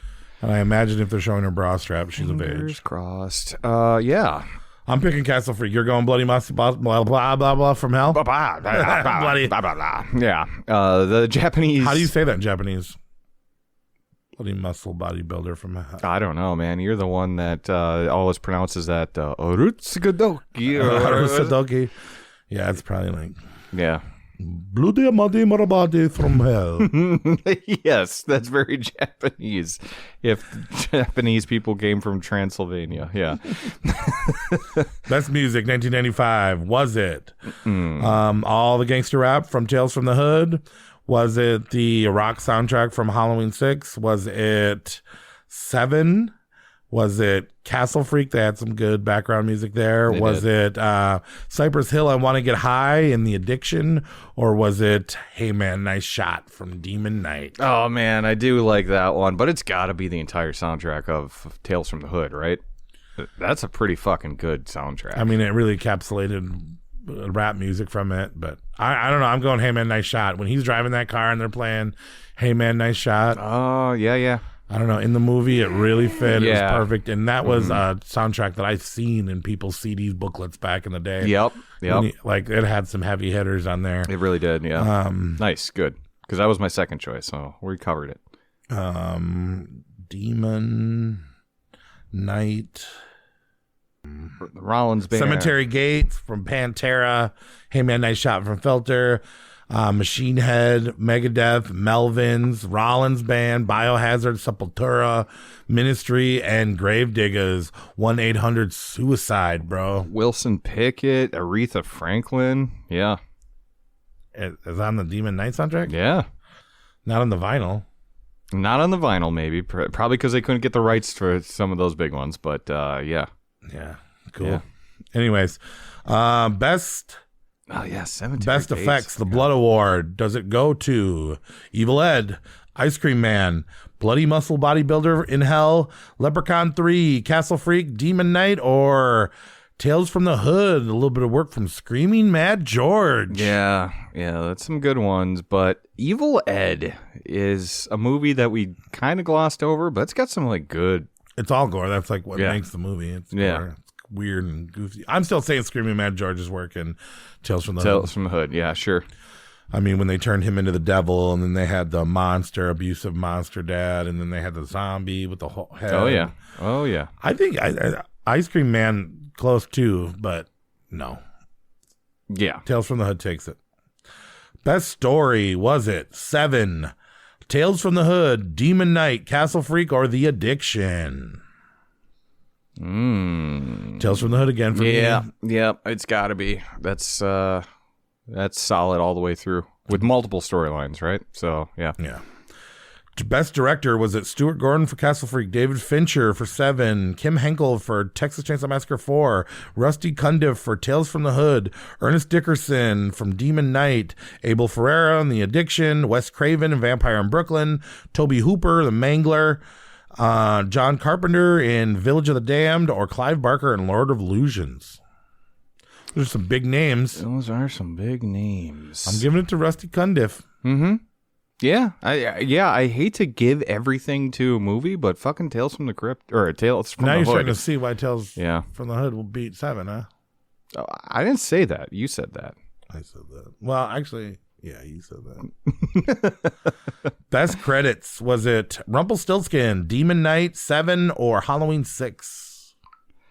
Rumpelstiltskin. The little claws on the M.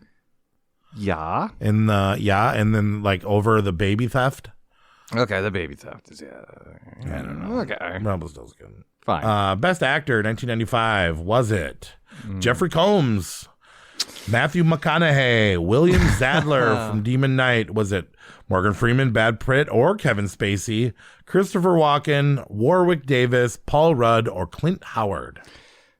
You're going to call me a pedophile because I really like Kevin Spacey. He's not in it for much, but he plays a fucking psycho, right? You're looking for me. Yeah.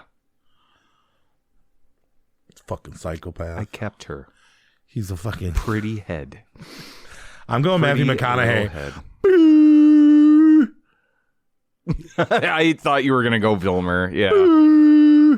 Yeah. I don't know, man. To channel that type of insanity, you got to be insane, and that had to take some serious method acting. Yeah, especially early in his career before he had the confidence to strap that on. Well, and to be honest with you, he put a little chip in my head, and at any time, if I don't give him this award, he can That I believe, yeah. So he controls it with a remote control too. Yeah. For if a you TV. can find it, or if it has batteries in it. Yeah. You didn't recharge my batteries. What was I gonna say? No, I actually read Matthew McConaughey's self autobiography, Green Lights, and he talks about how important it was to him to make that movie.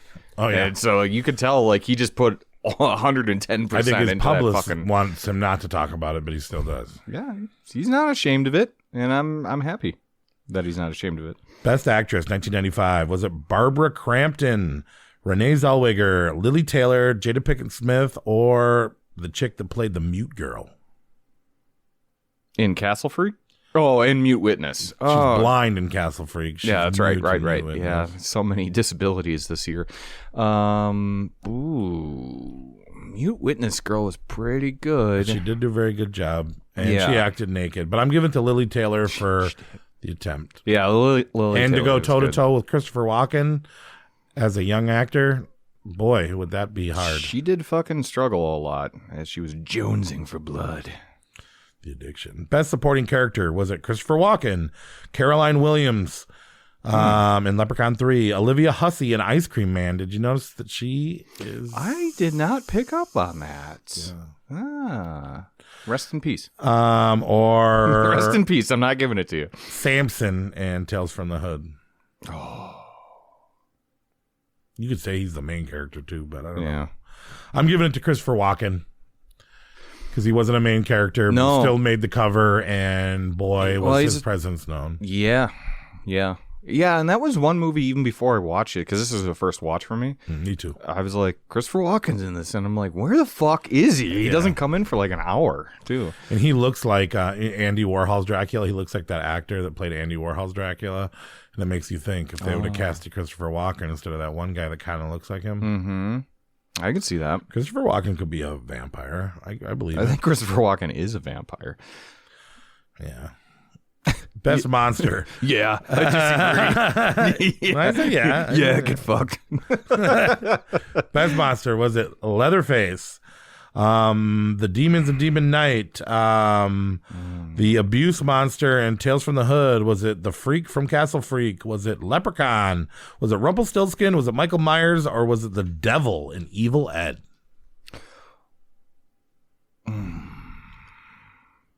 I like those fucking demons, though.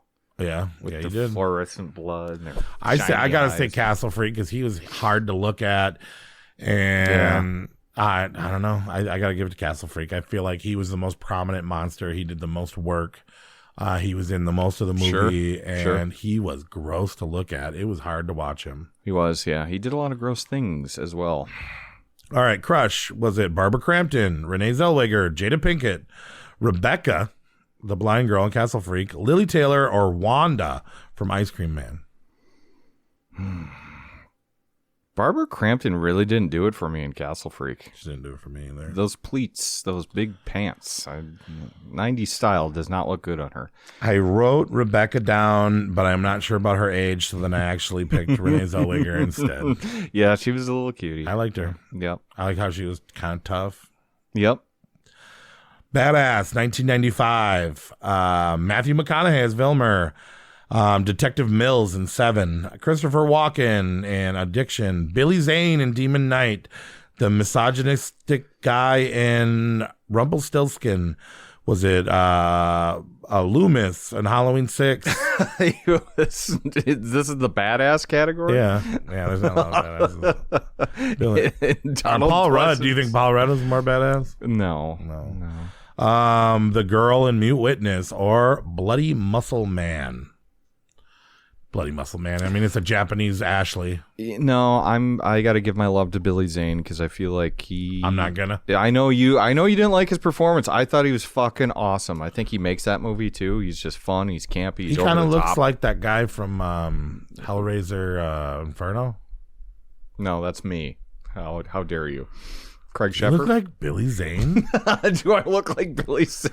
I have a full head of hair. I mean, you're kind of cocky like he is. How am I cocky?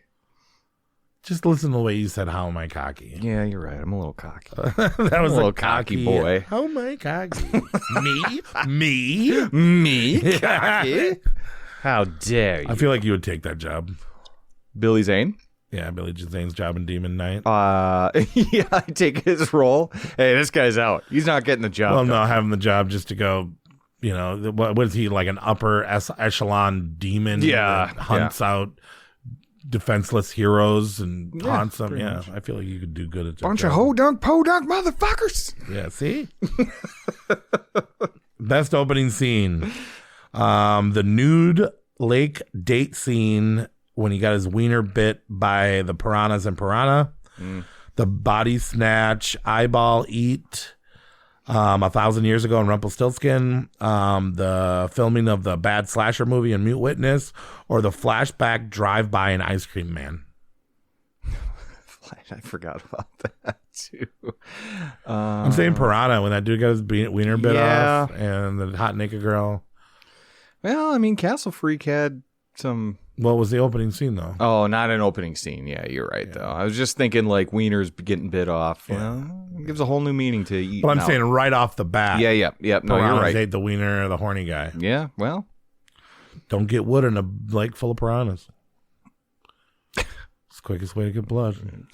It's true. It's filled. It's filled, right? Yeah. Oh my God. Yeah, I didn't even think about that. I'm surprised vampires don't suck dick more often. Just suck it up, get it flowing right to one spot. Maybe they do. Yeah. Maybe they do. Best kill, was it the paper voodoo kill in Tales from the Hood? The dude getting punched right through his head in Demon Knight. The saw and half magic trick in Leprechaun 3. Michael Myers stabbing another person to the wall, or it says the car in Castle Freak. I feel like I spelled that wrong. Yeah, I don't know. What do you mean by that? I don't know. But I gave it to the saw and half magic trick in Leprechaun 3, where Leprechaun pulls out a chainsaw and saws a dude in half, opens it up, and goes, ta-da! But instead of it being him being okay, guts fall all over to the ground. That was priceless. That was pretty good. And beautiful. I will give you that. That was a good part of the film. Kill. Yep. Yeah. Yeah, you agree? You agree? No. He agrees. I don't. You know what? You need this. What are you going to do? Punching the guy who got punched in the face? I mean, I like that. Yeah. Best ending. Was it Texas Chainsaw Massacre? Morning End Chase? What's going on, Mr. Scottish? Yeah. And then Leatherface fucking out the back. Oh, God. That ending is so good. It might be the best end chase in any Texas Chainsaw Massacre movie. Might be better than the original. I don't know. Original? I don't know. Might be. Okay. Was it Tales from the Hood, Hell Reveal? Or was it Jeffrey Combs tie a freak to you and jump off a roof? Or was it Seven Head in a Box? It's Seven Head in a Box. And I almost forgot about that till you said that. But yeah, that's gut-wrenching. I picked Seven Head in the Box on the phone, but I wrote down Texas Chainsaw Massacre 4, but I guess I have to go with you on 7. Well, I did give you Leprechaun 3. Most savage scene, was it the police beatings in Tales from the Hood? Yeah. Was it the freak molesting the blind girl? Was it the knife wiener suit in 7? Was it the dinner scene in Texas Chainsaw Massacre 4? Or was it the eyeball ice cream in Ice Cream Man? God, that knife wiener scene in 7 is... That's the most savage thing. And then listen to the guy talk about it. He fucking made me do it. I fucked her. I fucked her. I fucked her. Yeah. That guy is such a good character actor. He had a plays alien come out of him. Yeah, and a resurrection, and that's all I bet you can do is just spaz out. Scream. I fucked her. Just spaz out and cry. I fucked her. The world's best spaz out crier ever. Yeah, he's good. Most scary moment, 1995. Vilmer's truck. Having a blind daughter in a castle with a freak in it. The addiction of the addiction. Rumplemint's baby kidnapping. Or the rating on Internet Movie Database for Texas Chainsaw Massacre 4. All right, let's give it to that one. Because that's fucked. 3.4 is pretty low. That's fucked. People are really missing the point with that movie, I think. Did you just pull your dick out of your pants? Yep, you just heard it. It fell to the floor. Best part in all of 1995.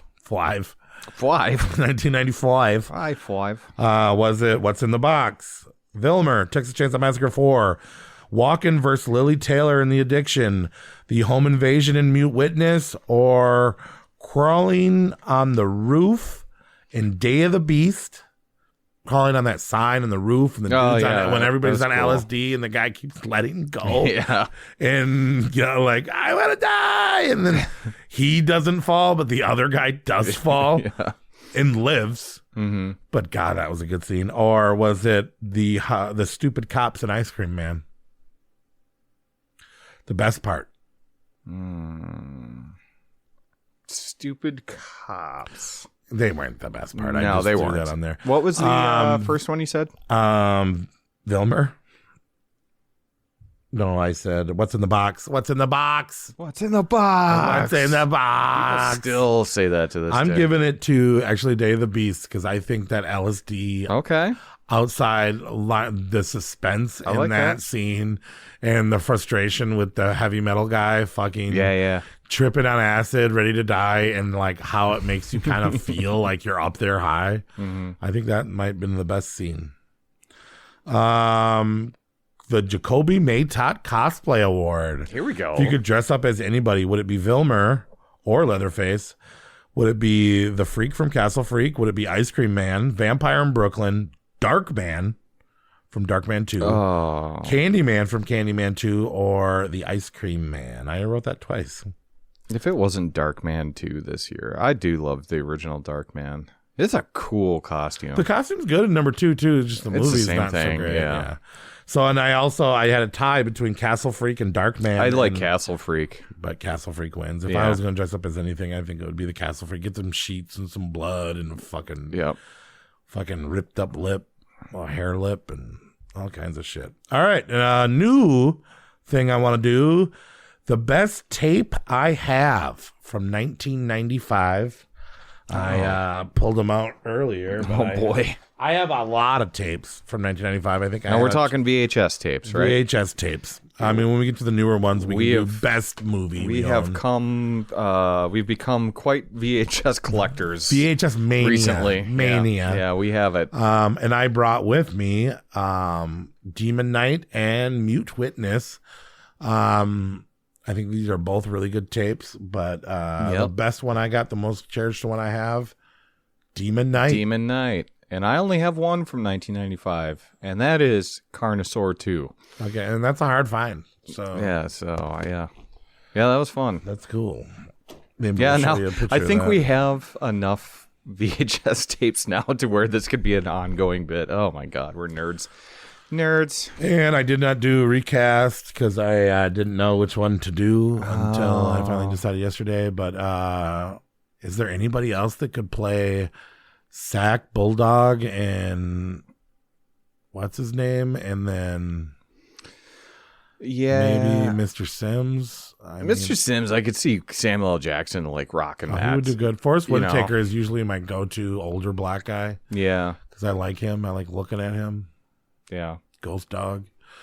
As far fucking great movie. The three guys, let's go Snoop Dogg, Dr. Dre, and 50 Cent. 50. Nice. 50 Cent. Or no, Kanye West, Drake, and Kendrick Lamar. Oh shit. That would be a bloodbath. I'm better than you. No, I'm better than you. Now your moves are trash. How much to buy the earth? That's what I'm going with. Kanye, Kendrick, Drake, Forrest Whitaker, keeping them all in line. Yeah. With his crazy eyes. Come on, guys. Come on, guys. Come on. Coming up soon, we have our next episode is going to be Fright Night in celebration of Mr. Patry's birthday vampire party. We're all going to dress up like vampires and yay! A little bit more than a week here. Another Savage Horror Creeps event. So while we're getting dressed up, we're going to watch one of the best vampire franchises. What's better? Is there anything better than Fright Night? I don't know, man. Like Fright Night would be in my top. There's good better vampire for sure. movies, but for something that has at least 4 of them.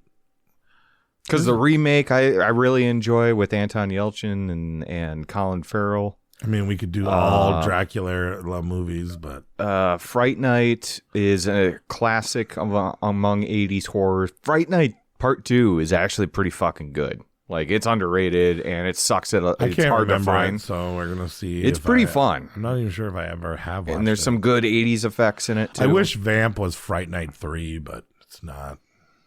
Yeah, I could see that. That actually kind of fits. The direct-to-video newer sequels, though, are going to be rough. We'll see. Got to be better than 30 Days of Night. The sequels. But we will be back with a Fright Night episode, and then also no horror movies coming out for a fucking while. Dude, it's rough. So I guess the only one we're looking forward to is Mickey 17, which is made by the director of Parasite, which is a well celebrated horror film. So I'm gonna go watch that. I know I'm excited to see Edward from Twilight die 100 times. So that'll be kind of good. We'll probably talk about that when we see that. Otherwise, we'll be looking for underground gems that come out that are not in theaters. And then It's tough, man. It's we're going through a drought now. We're gonna be stretching. Do you hear that? Not your dehumidifier. No, but I can hear like a faded bass line. Oh yeah. Like It's getting a little louder. Like They're bumping. Like a haunted subwoofer. Yo. Whoa! Wait! What are you doing here? What up, Corey? It's Corn Dog. Oh, Corn We Dog. died. We went to hell trying to get embalming fluid. Oh, what up, man? How are you?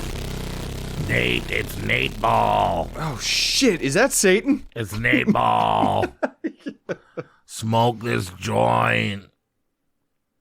Oh shit! Oh, okay. It's dipped in embalming fluid. Oh, We died hell yes. for this shit. You smoked it that quick. You just took a joint from a ghost. Dipped in embalming fluid. Yep.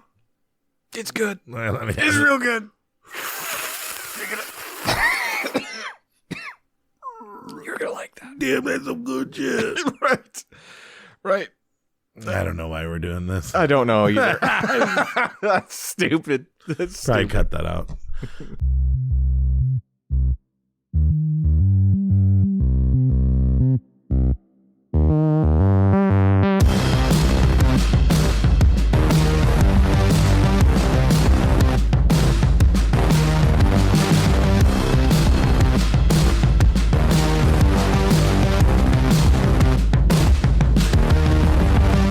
Man, look at this lamp. What the? Why'd you rub it, Nate Ball? Corn Dog. Corn Dog. I can't fucking do it. This doesn't feel right.